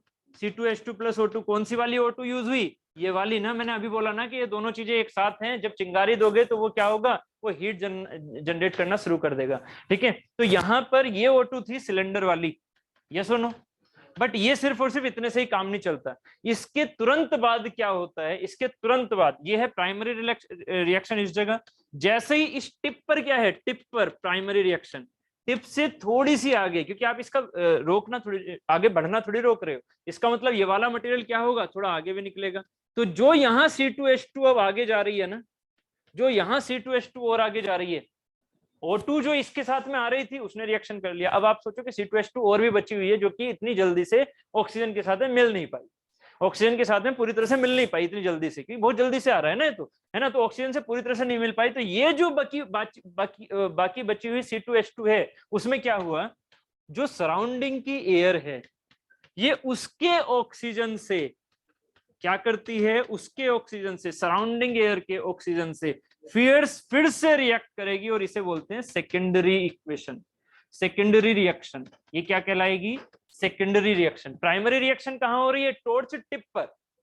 प्राइमरी रिएक्शन हो रही है टॉर्च टिप पर, किसकी वजह से, C2H2 प्लस ऑक्सीजन O2, कौन सी वाली, सिलेंडर वाली, उससे हमारे पास एक हीट जनरेट होगी, वो है प्राइमरी रिएक्शन। बट जो C2H2 अभी भी बर्न नहीं हुई है, ऑक्सीजन से उसने रिएक्ट नहीं किया, वो C2H2 इन्वायरमेंट की तरफ भाग रही है। वो इन्वायरमेंट की तरफ जैसे भाग रही है, तो जो सराउंडिंग एयर है वो इसे क्या कर रही है, जला रही है ना, उसके साथ फिर से रिएक्शन करेगी, तो फिर से रिएक्शन सराउंडिंग ऑक्सीजन से कर रही है, तो यहां से हमारी फिर से क्या निकलेगी, इसमें से हीट।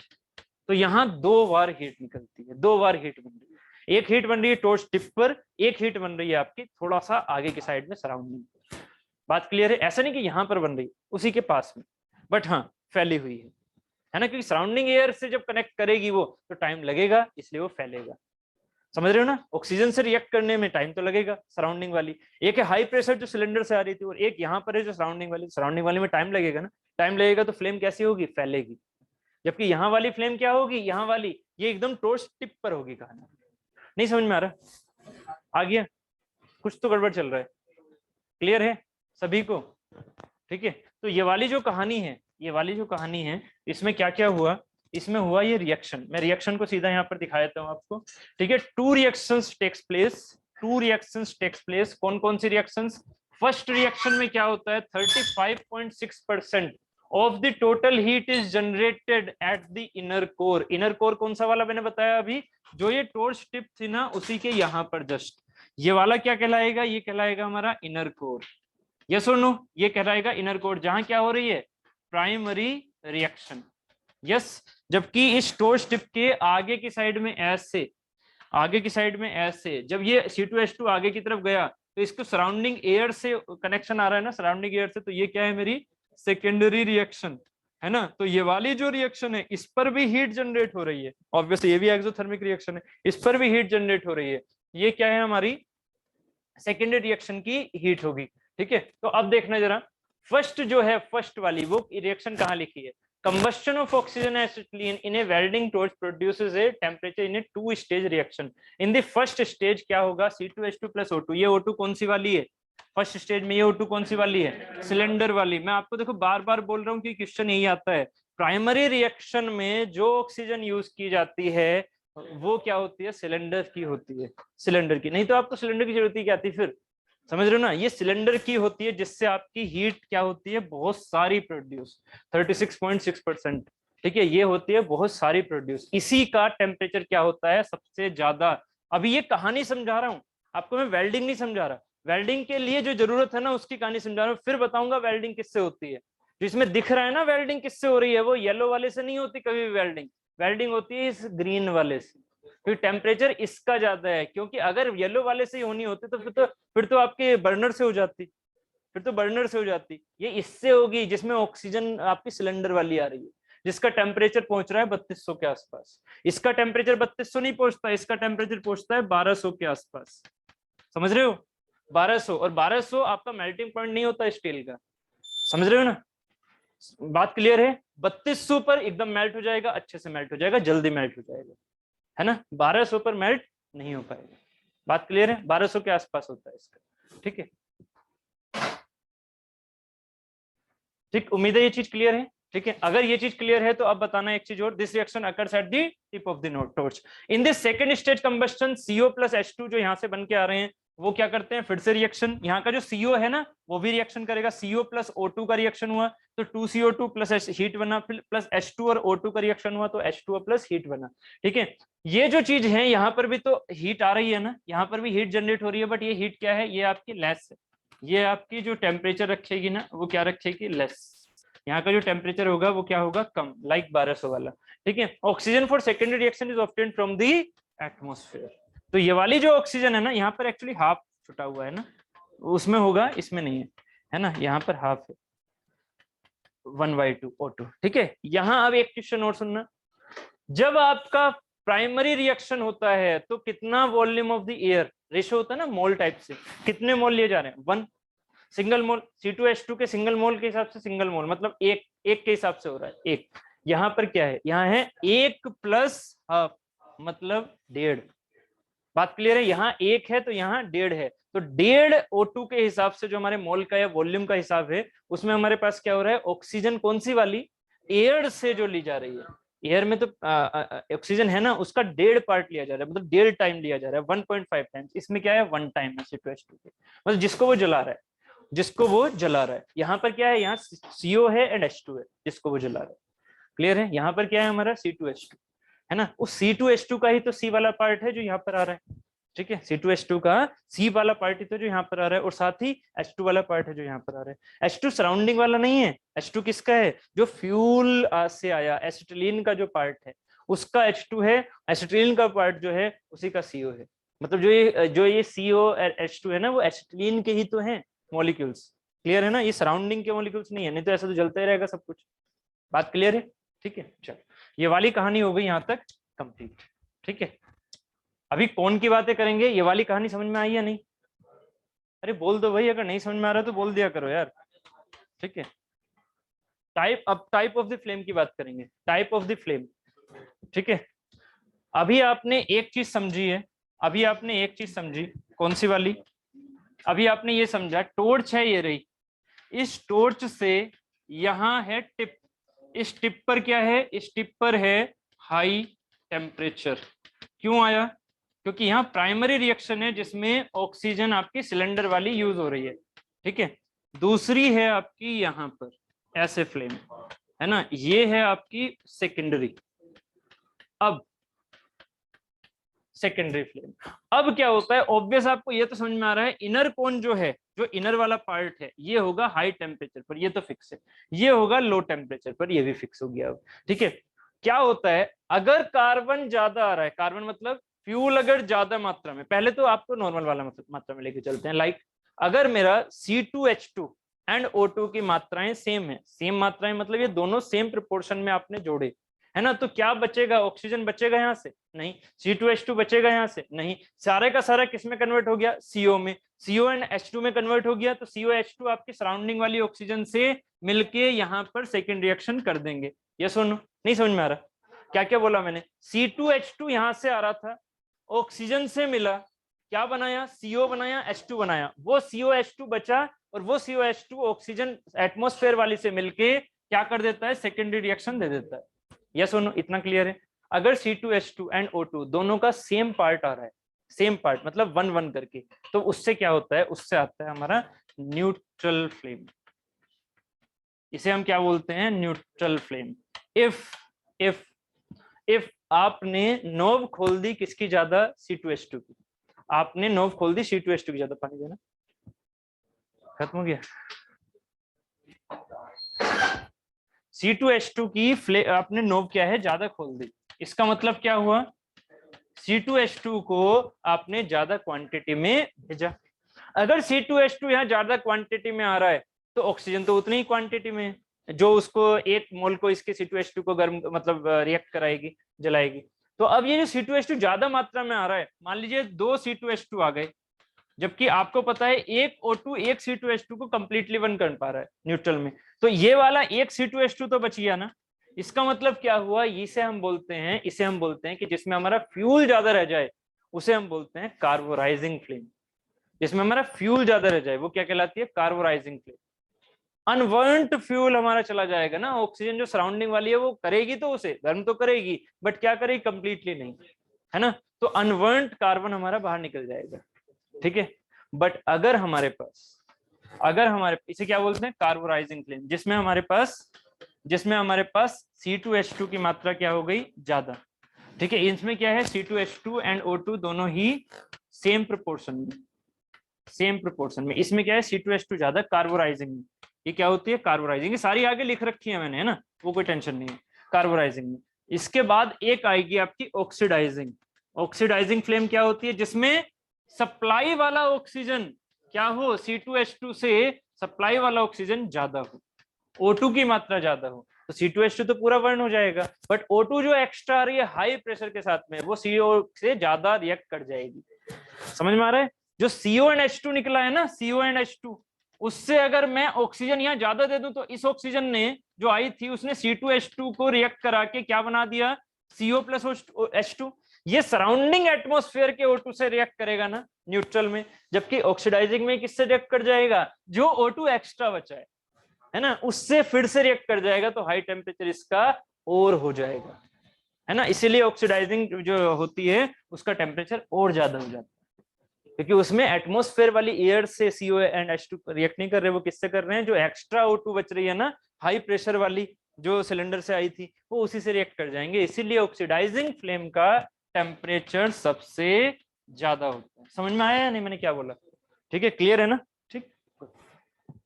तो अब इन चीजों को पढ़ लें कि कौन सी चीज किसके लिए यूज होगी, है ना। इतना यहां तक समझ में आ रहा है, ठीक है। हाँ बोलो।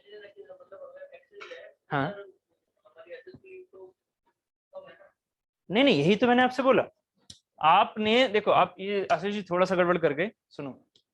मैंने कहा ये टॉर्च है, आप किसी को अगर दिक्कत है तो एक बार फिर से देख लो, जल्दी से इसे रिवाइज कर रहा हूँ। ये टॉर्च है, यहाँ टिप है, यहाँ पर क्या आया, C2H2 आया प्लस O2 आया। न्यूट्रल फ्लेम से मैंने समझाया इसे, न्यूट्रल फ्लेम में दोनों एक दूसरे से रिएक्ट करके क्या निकाल देता है, CO प्लस H2।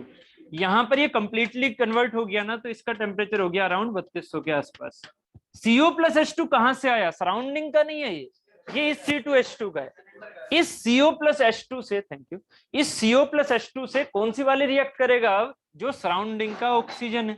सराउंडिंग का ऑक्सीजन कम प्रेशर पर है, कम उसका रिएक्शन है ना, तो वो क्या करेगा, CO प्लस H2 से रिएक्ट तो करेगा, बट ज्यादा एरिया कवर करते हुए वो टेम्परेचर भी क्या देगा, कम टेम्परेचर कम देगा। किसके कंपैरिजन में, इस वाले के कंपैरिजन में कम देगा। यस, इतना क्लियर है। अगर ये चीज हमारी ऐसी आ रही है तो उसमें आप क्या कह रहा हूं, जो अब मैं बोल रहा हूं, कार्बोराइजिंग है तो C2H2 ज्यादा है, मतलब सारा C2H2 CO प्लस H2 में कन्वर्ट नहीं हुआ, अभी कुछ C2H2 बाहर रह गया।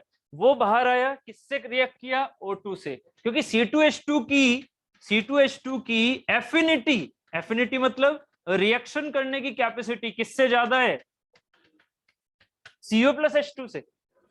CO प्लस H2 से C2H2 की एफिनिटी ज्यादा है, तो ऑब्वियस है CO प्लस H2 जो बन के आया वो तो जलेगा ही जलेगा ऑक्सीजन के साथ जो सराउंडिंग की है, बट जो C2H2 डायरेक्टली आ रहा है वो भी तो जल जाएगा O2 के साथ।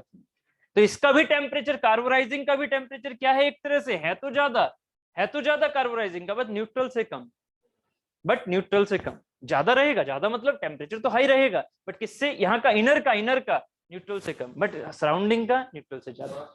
सराउंडिंग नहीं, आपने शायद सुना नहीं था उस टाइम पर ना, उस टाइम पे आप सुना नहीं था। अब ये लास्ट क्वेश्चन जो मैंने आपने जो पूछा था अभी, अब ये लास्ट वाला चीज है क्या, यहाँ पर है ऑक्सीजन ज्यादा, ऑक्सीजन की सप्लाई क्या है एज कंपेयर टू C2H2 ज्यादा, तो क्या होगा यहाँ से, अब C2H2 प्लस O2 तो जो हमारे सेम कंपोजिशन के हैं वो किस में कन्वर्ट हो गए, COH2 में, है ना, प्लस C2H2 अब कम है ना, तो अब क्या आ रहा है, O2 आ रहा है ना साइड से, O2 आ रहा है, कैसा है O2, वो सिलेंडर वाला है ना, हाई प्रेशर, हाई प्रॉपर्टी उसकी रिएक्शन करने की, वो O2 आ रहा है। CO प्लस H2 से ये फिर से जो ये O2 है वो रिएक्ट कर जाएगा या नहीं, इसे सराउंडिंग O2 से रिएक्ट करने की जरूरत क्या है, जब आपके पास ये वाला O2 अवेलेबल है तो, क्लियर है। उससे रिएक्ट करेगा तो क्या करेगा, ये हाई टेम्परेचर बनाएगा, या सुनो, हाई टेम्परेचर बनाएगा, इसीलिए ऑक्सीडाइजिंग जो फ्लेम होती है वो और भी ज्यादा हाई टेम्परेचर रखेगी। क्लियर है, समझ में आया, ये क्लियर हो गया ना, ठीक है। चलो, तो ये वाली कहानी थी हमारी किसकी, फ्लेम्स की। तो इस फ्लेम्स में क्या हुआ, सबसे पहले न्यूट्रल फ्लेम। न्यूट्रल फ्लेम हमारी क्या है, when oxygen and acetylene are supplied in nearly equal volumes, this is produced having a maximum temperature of 3200 के आसपास। एक्चुअली ये ऑक्सीडाइज, ये न्यूट्रल है ना, हाँ 3200 के आसपास। This is desired in most welding operations. Most welding operations क्यों, मोस्ट वेल्डिंग ऑपरेशंस क्यों, अभी इस चीज को बताऊंगा। क्या चल क्या रहे, कुछ ऐसा तो नहीं है कि ये कहाँ चले गए, ऐसे काम ना चलेगा भाई।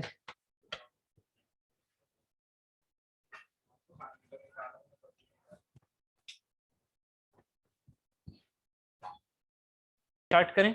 जो हमारे पास न्यूट्रल फ्लेम थी ना, न्यूट्रल फ्लेम में क्या था, उसमें कार्बोराइजेशन ज्यादा नहीं है, मतलब C2H2 की परसेंटेज ज्यादा नहीं है, O2 की परसेंटेज ज्यादा नहीं है। अगर C2H2 परसेंटेज ज्यादा हो जाएगी तो वो क्या है, कार्बोराइजिंग फ्लेम। ऑक्सीजन की ज्यादा है तो ऑक्सीडाइजिंग फ्लेम। ठीक है, ऑक्सीडाइजिंग फ्लेम में टेम्परेचर क्या होगा, ज्यादा। कार्बोराइजिंग फ्लेम में क्या होगा, कम। एंड न्यूट्रल में होगा मीडियम। ठीक है, तो जो हमारे पास न्यूट्रल फ्लेम है वो क्या है, this is desired in most welding operation. क्यों, ना कार्बोराइजिंग की टेंशन ना ऑक्सीडाइजिंग की टेंशन। आपने दो चीजें नाम सुनी होंगी, रिडक्शन हो जाना एंड ऑक्सीडाइजेशन हो जाना, ऑक्सीडेशन एंड रिडक्शन, है ना। तो जो आपकी वेल्डिंग में ही आपकी जो यहाँ C2H2 की ज्यादा मात्रा है तो वहां पर कार्बोराइजेशन होने के चांसेस ज्यादा, जहां ऑक्सीजन ज्यादा है वहां ऑक्सीडेशन होने के चांसेस ज्यादा, क्योंकि यही ऑक्सीजन आपकी कहां पर लगेगी, यही ऑक्सीजन आपकी कहाँ जाएगी, वेल्डिंग पर भी तो जाएगी ना, इस वाले पेरेंट मेटल पे तो जाएगी। तो पेरेंट मेटल का हाई टेम्परेचर हो गया और वहां ऑक्सीजन ज्यादा आ जाए, सुनना मेरी बात को। ऑक्सीडाइजिंग फ्लेम यूज कर रहे हो, समझ रहे हो मेरी बात, ऑक्सीडाइजिंग फ्लेम यूज कर रहे हो।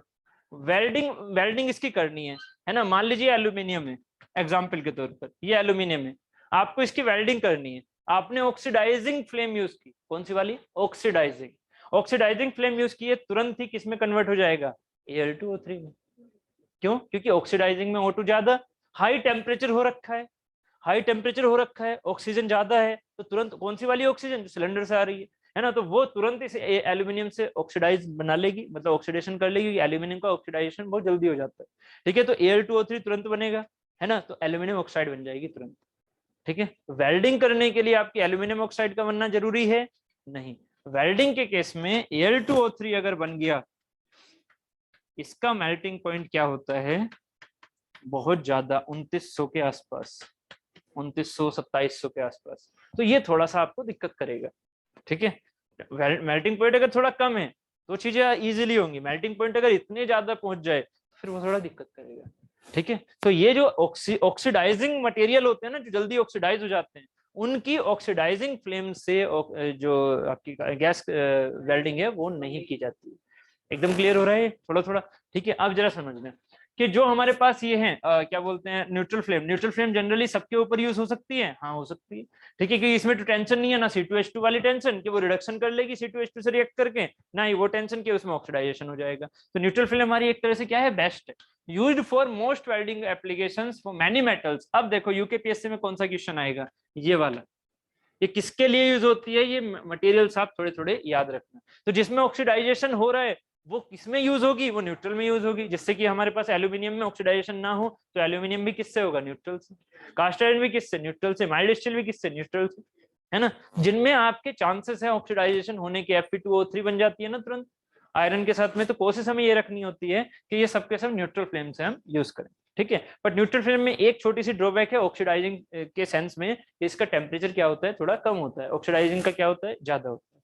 ठीक है, ये हो गया न्यूट्रल फ्लेम। इसी न्यूट्रल फ्लेम से रिलेटेड एक स्लाइड और मैंने रखी हुई है, ये वाली कहाँ गई, ये वाला। If the ratio is about 1:1, neutral flame में क्या होगा, 1:1 मतलब C2H2, ये किस किस का है, oxygen and oxygen and acetylene, मतलब O2 एंड C2H2। ये क्या है, O2 एंड C2H2। तो O2 C2H2 का रेशो 1:1 हो या फिर 1.15:1। मतलब आप कहोगे नहीं सर ये तो O2 का ज्यादा हो गया, ऑक्सीडाइजिंग हो गई, नहीं, ये बहुत ही कम है ना। तो ये हम मान सकते हैं कि आपके न्यूट्रल फ्लेम के जैसा है, 1.15:1 आपका एक तरह से 1:1 के बराबर है। तो ये neutral flame, all reactions are carried to completed and neutral flame is produced. ठीक है, most welding is done with neutral flame, it is chemically neutral and neither oxidize और carbonize the metal being welded. जो metal आपका weld करवा रहे हो ना, उस पे ना ही ऑक्सीडाइजेशन की टेंशन लेनी पड़ेगी हमें, ना ही कार्बोनाइजेशन होने की उसकी टेंशन लेनी पड़ेगी। चल क्या रहा है, ये चल क्या रहा है क्या कर रहे हैं, सेल्फी ले रहे हो? हद है भाई, अरे भैया वीडियो बना रहे हो, ऐसे से ना काम करो यार। वही ना, ठीक है। तो न्यूट्रल फ्लेम जो चल रहा है, न्यूट्रल फ्लेम का जो टेम्परेचर है वो किसके अराउंड है हमारा, 3100-3200 के आसपास। तो 3100 डिग्री सेंटीग्रेड, जबकि आउटर फ्लेम जो है वो क्या होगी, वो तो हमारी कम होगी ना, तो ये 1275 के आसपास है ना। आपको हर जगह थोड़े थोड़े डाटा अलग ही मिलेंगे, बट आपको रेंज समझनी है। ये क्या है, 3132 के आसपास, ये आपकी 1200 के आसपास, ठीक है। जो न्यूट्रल फ्लेम है उसमें हमारी कौन सी वाली है जो मेन है फ्लेम, ये वाली इनर कोन वाली। ये क्या करेगी, ये वाली फ्लेम क्या करेगी, अगर मैं उसे वेल्ड करने के लिए यूज करूं इसे, तो जो ये वाली फ्लेम है, कौन सी वाली फ्लेम, जो ये वाली बाहर वाली फ्लेम है, ये इसे क्या करेगी, ये इसे करेगी प्री हीट। समझो जरा, ये क्या करेगी, इसे प्री हीट। जबकि वेल्डिंग कौन करवाएगा, वेल्डिंग करवाएगा जो ये वाला टिप है, ये वाला टिप, ये टॉर्च है ना। इस टिप को आप आगे लेके आओगे, अरे यार, इस टिप को आप आगे लेके आओगे, समझ रहे हो, इस टिप को आप आगे लेके आए, ये तो पूरा हट गया, ओहो हो, आराम से ऐसे लेके आओगे, ऐसे लेके आओगे, ये टिप यहाँ पहुंचेगी। इसका मतलब क्या होगा, इससे आप वेल्डिंग कर रहे हो, जबकि ये वाली जो येलो पार्ट है ये क्या कर रहा है, प्री हीट। बात क्लियर है, ठीक है। तो ये वाला पार्ट क्या करता है, प्री हीट, जबकि ये वाली चीज क्या करती है, वेल्डिंग। ये हमेशा किसी भी फ्लेम का ये प्री हीट करेगा, ये क्या करेगा, वेल्डिंग करवाएगा। ये सुनो, जितना टेम्परेचर इसका ज्यादा होगा उतना फायदा है हमें। बात क्लियर है, जितना टेम्परेचर इसका ज्यादा होगा उसमें भी फायदा है, बट इसका हमारे लिए मेन पर्पस क्या है, सिर्फ और सिर्फ प्री हीटिंग करना, ना कि वेल्डिंग करना। क्लियर, यहां तक ये समझ में आ गया है ना। ये हो गया न्यूट्रल फ्लेम, ठीक है। अब चलें आगे, ये हो गई न्यूट्रल फ्लेम की बात। न्यूट्रल फ्लेम के जो हमने टाइप थे वो देख लिए, माइल्ड स्टील, कास्ट आयरन, मतलब किसके लिए यूज हो रही है, mild steel, cast iron, aluminium, copper, ठीक है, स्टेनलेस स्टील। तो इनके लिए हमारी क्या हो रही है, neutral flame use. Carburising flame, carburising flame क्या है हमारी, इस तरह की कुछ दिख रही है आपको, जिसमें भी क्या हुआ, ये ब्लूइश कलर भी दिख रहा है। ये वाली चीज हो गई हमारी क्या, टिप वाली। इसका टेम्परेचर क्या होगा, ज्यादा, इसका टेम्परेचर क्या होगा, कम, ठीक है। There is excess of the acetylene, this has 3 zones, sharp inner cone, I think इस वाले फिगर में आपको ये दिखेगा भी, ये रहा शार्प इनर कोन, ये रहा शार्प इनर कोन। एक साइड में क्या आता है, इंटरमीडिएट कोन, और फिर क्या आता है आपका ये वाला, ठीक। 3 कोन इसमें होते हैं, किसमें, कार्बोराइजिंग फ्लेम में। तो अब एक क्वेश्चन बन सकता है यूपीएससी के हिसाब से, क्या कि 3 कोन किस वाले में होते हैं, 3 कोन किस वाले में होंगे, कार्बोराइजिंग में। ये इनर कोन का टेम्परेचर हमारा कितना है, कार्बोराइजिंग का मैंने बोला न्यूट्रल फ्लेम से थोड़ा कम होता है, तो न्यूट्रल फ्लेम का क्या है, 3200 के आसपास, इसका हो गया 2900 के आसपास, कहीं 2800 भी आ सकता है, कहीं 2900, ठीक है। तो ये हो गया यहाँ इनर कोन का 2900। वेल्डिंग किससे होगी, वेल्डिंग होगी इनर कोन से, है ना, 2900 से, ठीक है।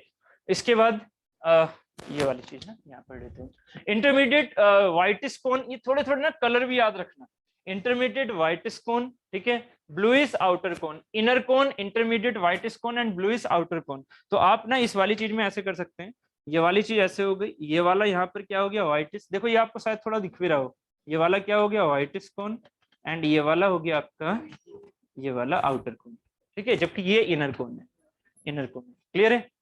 तो bluish outer cone, the length of the intermediate cone is an indication of the proportion of the excess of acetylene, के एसिटिलीन ज्यादा है, ये इसकी एक्सेस को दिखा रही है आपकी, कि एक्सेस ऑफ एसिटिलीन। जो मैंने आपसे बोला ना C2H2 ज्यादा आ जाएगी, वो फिर बाद में सराउंडिंग ऑक्सीजन से भी रिएक्ट करती हुई आपकी बनती जाएगी, मतलब गर्म होती जाएगी और हीट करती जाएगी, ठीक है। If little excess of the acetylene is used, then it is called as the reducing, then it is called as the, कहां गई भाई, रिड्यूसिंग, ये रिड्यूसिंग कंडीशन, ठीक है। इसको आप कार्बोराइजिंग फ्लेम को, एक जगह वर्ड भी आ जाता है कभी कभी, रिड्यूसिंग फ्लेम भी बोल देते हैं, ठीक है। तो ये भी नाम याद रखना, carburising flame is also called as a reducing flame if little excess of acetylene is used, है ना। ये किसके लिए यूज की जा रही है, आप ऐसे याद नहीं रखेंगे, ये तो आपको पूरा लिखा हुआ है कि एसिटिलीन अगर थोड़ी सी एक्सेस में है तो आपको रिड्यूसिंग बोलेंगे, और रिड्यूसिंग के लिए आप कौन कौन से यूज करेंगे materials, high carbon steel, nickel, non ferrous alloys, low alloys steel, ठीक है।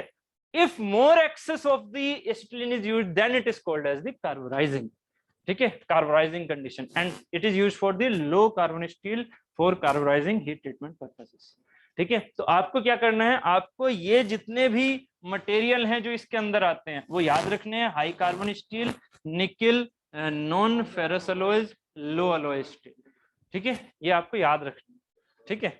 क्लियर है यहाँ से, ये वाली चीज फिर से आपने यूज कर ली, ठीक है। इसमें क्या हुआ, excess fuel on the other hand produces a carburizing flame can produce carburized metal also, the excess fuel decomposes the carbon and hydrogen and the flame temperature is not as great about 3000 बस, मतलब 3000 2900 के आसपास इसका होता है। Flames of this type are used in welding Monel in nickel, Monel ये आपका nickel alloy होता है, nickel and copper alloy, high carbon steel, some alloy steel, यही जो आपकी पहले लिखी हुई थी वही यहाँ पर रिपीटेड है, ठीक है। बस आप यहाँ पर मोनल को और एक्स्ट्रा लिख सकते हो, इससे आप शॉर्ट नोट्स बना सकते हो ना, है ना, बात क्लियर है। चलिए उसके बाद आ जाती है आपकी ऑक्सीडाइजिंग फ्लेम। ऑक्सीडाइजिंग फ्लेम क्या हो गई, there is excess of the oxygen, जैसे अभी मैंने समझाया आपको, मैंने देखो समझाने का काम पहले कर लिया, अब उसको जस्ट मैं पढ़ रहा हूँ, ठीक है। The oxygen, excess of the oxygen, it has inner cone with purplish tinge and outer cone. तो यहाँ पर क्या करना है, इनर कोन लेके चलना है, जो कि किसके सेंस में है, ये छोटा सा, ये तो ज्यादा बड़ा बना लिया मैंने, छोटा सा ये वाला, ये क्या है, पर्पलिस कलर में, पर्पल कलर में, ठीक है। और उसके ऊपर क्या है हमारा, outer cone. This is used for the non ferrous alloys, ये जनरली किसके लिए यूज हो रहा है, mainly non ferrous alloys such as copper base, zinc base, like brass, bronze, इनके लिए। The oxidising atmosphere in these cases creates a base metal oxides that protect the base metal. For example, in welding brass, the zinc has a tendency to separate and fume away. The formation of covering copper oxide prevents the zinc from dissipating. देखो अभी क्या होता है, कहीं कहीं किसी किसी material में, लाइक जैसे भी मैंने बोला एल्यूमिनियम ऑक्साइड, Al2O3 बनना, उसका मेल्टिंग पॉइंट क्या हो गया, ज्यादा। ये किसने बताया आपको, ये मैंने बताया ना, ऑब्वियस है कि Al2O3 का मेल्टिंग पॉइंट क्या होता है, ज्यादा, जबकि एल्यूमिनियम का, प्योर एल्यूमिनियम का मेल्टिंग पॉइंट क्या होता है, कम, 700-800 के आसपास, जबकि इसका होता है 2900-2800 के आसपास, ठीक है। तो जिसके ऑक्साइड्स बन रहे हैं ऑक्सीडाइजिंग फ्लेम की वजह से, उसको हम ऑक्सीडाइजिंग में यूज नहीं करेंगे।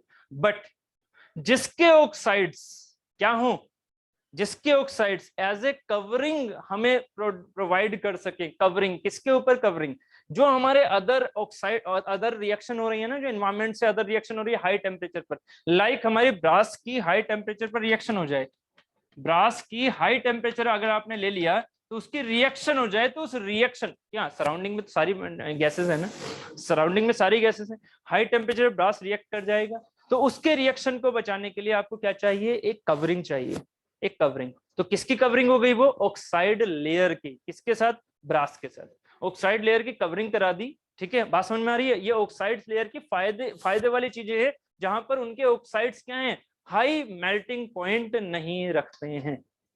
बात समझ में आ रही, वो एल्यूमिनियम ऑक्साइड क्या है, हाई मेल्टिंग पॉइंट है, वो एक तरह से क्या हो जाएगा, सॉलिड।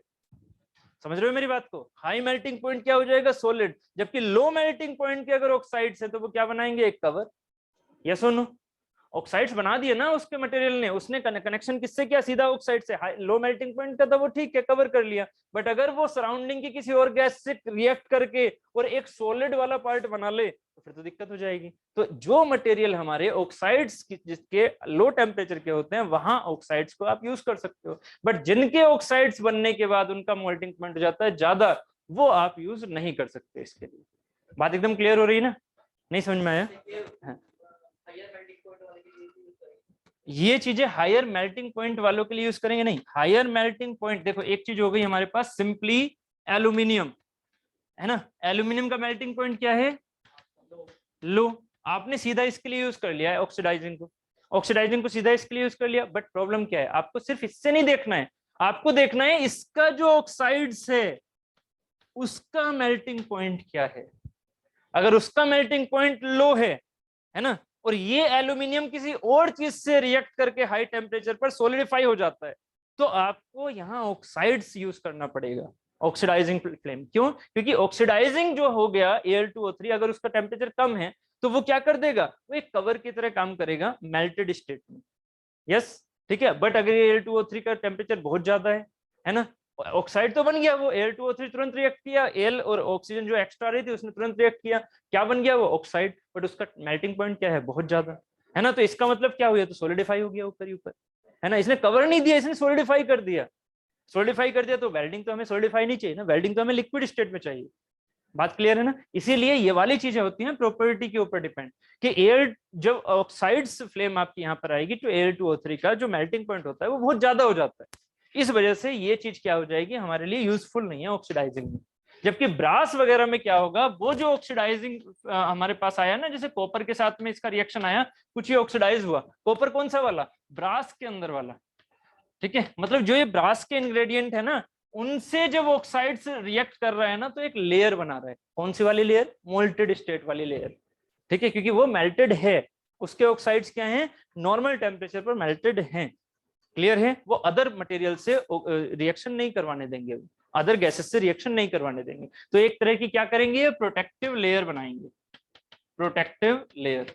बट ये सिर्फ और सिर्फ उन्हीं मटेरियल में यूज होगा जिनके ऑक्साइड्स का मेल्टिंग पॉइंट क्या है, कम है, जिनके ऑक्साइड्स का मेल्टिंग पॉइंट कम है। बात नहीं समझ में आई, जिनके ऑक्साइड्स का मेल्टिंग पॉइंट कम है वहीं पर तो हमारे पास क्या यूज होगा, ऑक्सीडाइजिंग फ्लेम, जिससे वो ऑक्साइड्स क्या बनाए, हमारा एक तरह का मेल्टेड स्टेट में प्रोटेक्टिव लेयर बने। समझ में आया। जिनका ऑक्साइड्स का मेल्टिंग पॉइंट ज्यादा, उनके लिए ऑक्सीडाइजिंग फ्लेम अगर आपने यूज की तो उनका जो ऑक्सीडाइज्ड वाला पार्ट बन गया, ऑक्साइड्स वाला पार्ट बन गया, वो मेल्ट होया ही नहीं। जब होया ही नहीं तो वो जम गया, और जम गया तो फिर क्या करोगे उसका वेल्डिंग करके, वो नहीं हो पाया। बात समझ में आ रहा है, ठीक है। जिनका टेम्परेचर कम नहीं, जिनके ऑक्साइड्स का टेम्परेचर कम है, उनके लिए ऑक्सीडाइजिंग फ्लेम यूज हो जाएगी, ठीक है, वहां प्रोटेक्टिव लेयर बन जाएगी। क्लियर है, समझ में आ गया, गुड। ठीक है, ये सारी चीजें यहाँ पर लिखी हुई हैं, आप इस चीज को अगर रिवाइज करना चाहो तो इससे कर लेना, ठीक है। नेक्स्ट चीज, a higher ratio such as, अच्छा ये आपके ऑक्सीडाइजिंग का है, ऑक्सीडाइजिंग में क्या है, higher ratio of the oxygen and C2H2, ठीक है, इसी का दूसरा वर्डिंग है एक तरह से, ठीक है। यहाँ पर जो टेम्परेचर जा रहा है वो क्या जा रहा है, ज्यादा, ठीक है, सिमिलर इन अपीयरेंस, ठीक है। उसके बाद ये सारी चीजें हैं, वही चीजें, ऑक्सीडाइज यहाँ पर क्या है, ज्यादा टेम्परेचर, यहाँ का क्या है, कम टेम्परेचर, ऑब्वियसली बात एकदम क्लियर, ठीक है। 3300 डिग्री सेंटीग्रेड है, ऑक्साइड्स का क्या होता है सबसे ज्यादा। अब लाइक फॉर द जेई, ये यहाँ पर मैंने सब कुछ कंबाइन कर रखा है, तो प्लीज आप इस चीज को थोड़ा ध्यान रखना। माइल्ड स्टील के लिए सीधा आंसर क्या हो गया, न्यूट्रल फ्लेम, ठीक है। हाई कार्बन स्टील के लिए रिड्यूसिंग, ठीक है, रिड्यूसिंग मतलब कार्बोराइजिंग, वेरी गुड, कार्बोराइजिंग या रिड्यूसिंग, जिसमें कार्बन परसेंटेज पहले से ही ज्यादा है ना, उनके लिए रिड्यूसिंग, ठीक है। ग्रे कास्ट आयरन न्यूट्रल और slightly oxidising, alloy steel neutral, aluminium slightly carburising और न्यूट्रल, ठीक है। ब्रास स्लाइटली ऑक्सीडाइजिंग, अभी बताया लेयर फॉर्मेशन हो जाए। कॉपर ब्रॉन्ज न्यूट्रल और स्लाइटली ऑक्सीडाइजिंग से लेयर फॉर्म हो जाए, ठीक है। Nickel alloy slightly carburising, lead neutral, ठीक है। तो ये आप बिल्कुल ये स्लाइड याद रखेंगे, ठीक है, आपसे कोई सा भी क्वेश्चन पूछा जा सकता है, ठीक है, किसी भी मटेरियल के लिए, ठीक है। अब ये दो है आपके, ये जल्दी से मैं पढ़ के और इन्हें कंप्लीट करता हूँ, क्योंकि जनरली ये क्वेश्चन आपका आएगा नहीं, बट क्योंकि मैंने आपको ऑक्सी फ्यूल गैस वेल्डिंग बोली है, oxy fuel gas welding, oxy fuel का मतलब क्या हुआ, जिसमें ऑक्सीजन एंड फ्यूल आप सिलेंडर से दे रहे हो, ठीक है। दूसरी क्या है, एयर फ्यूल गैस वेल्डिंग, ये कौन सी होगी, एक तरह से बर्नर वाली। अगर आप बर्नर की हेल्प से कर रहे हो, गैस वाला बर्नर नहीं, एक अलग टाइप से बर्नर आते हैं, ठीक है। अगर ऐसे जैसे कि आपने हाथ देखा होगा कि आप बर्नर जलाते हैं उसमें, ठीक है, तो ये जो बर्नर हैं अगर आप डायरेक्टली उससे यूज कर रहे हो तो इसमें क्या होगा, इसमें क्या आप हाई टेम्परेचर के वेल्डिंग कर पाओगे, हाई मेल्टिंग पॉइंट वाले टेम्परेचर की वेल्डिंग कर पाओगे मटेरियल की, कभी नहीं, है ना। इसलिए ये वाली चीज यूज नहीं होगी, है ना। अब तो ऑक्सी फ्यूल गैस वेल्डिंग भी ज्यादातर यूज नहीं होती है ना, बट ये तो बिल्कुल भी यूज नहीं होगी। और ये है हमारी oxy hydrogen welding. Oxy hydrogen welding में क्या है, यहाँ C2H2 डायरेक्टली नहीं जलाई जा रही, यहाँ कौन सी चीज डायरेक्टली यूज हो रही है, H2 को जलाया जा रहा है। यहाँ पर क्या है, H2 को डायरेक्टली जलाया जा रहा है, किसके साथ में, O2 के साथ में, तो इसका नाम होता है ऑक्सी हाइड्रोजन वेल्डिंग। दोनों ही आप किससे भेज रहे हो, सिलेंडर से, ठीक है, ऑक्सी हाइड्रोजन वेल्डिंग। क्लियर है, तो ये दूसरा नाम था। एक मतलब 3 आपके पास ये टाइप हो गए, जिसमें से फर्स्ट टाइप आपका इंपॉर्टेंट था जो मैंने आपको समझा दिया, ठीक है। अब ये गैस वेल्डिंग प्रोसीजर्स हैं, उससे पहले मैं दो चीज और बता दूं।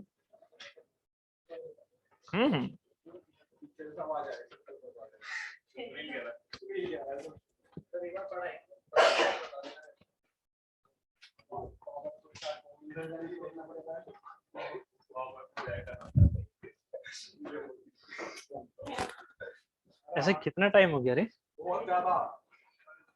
3:30 तो बजे यार अभी। और क्या 3:30 बजे ये अपने तोते उड़ गए आपके यहाँ। चल सर ये सही है, मतलब इतने से तो ज्यादा ही है जितने आप बैठे, इतने से ज्यादा ही है ना, तो फिर टेंशन के लिए नहीं बस। और क्या आप इतने तो लेके आओ ना, ठीक है चलो।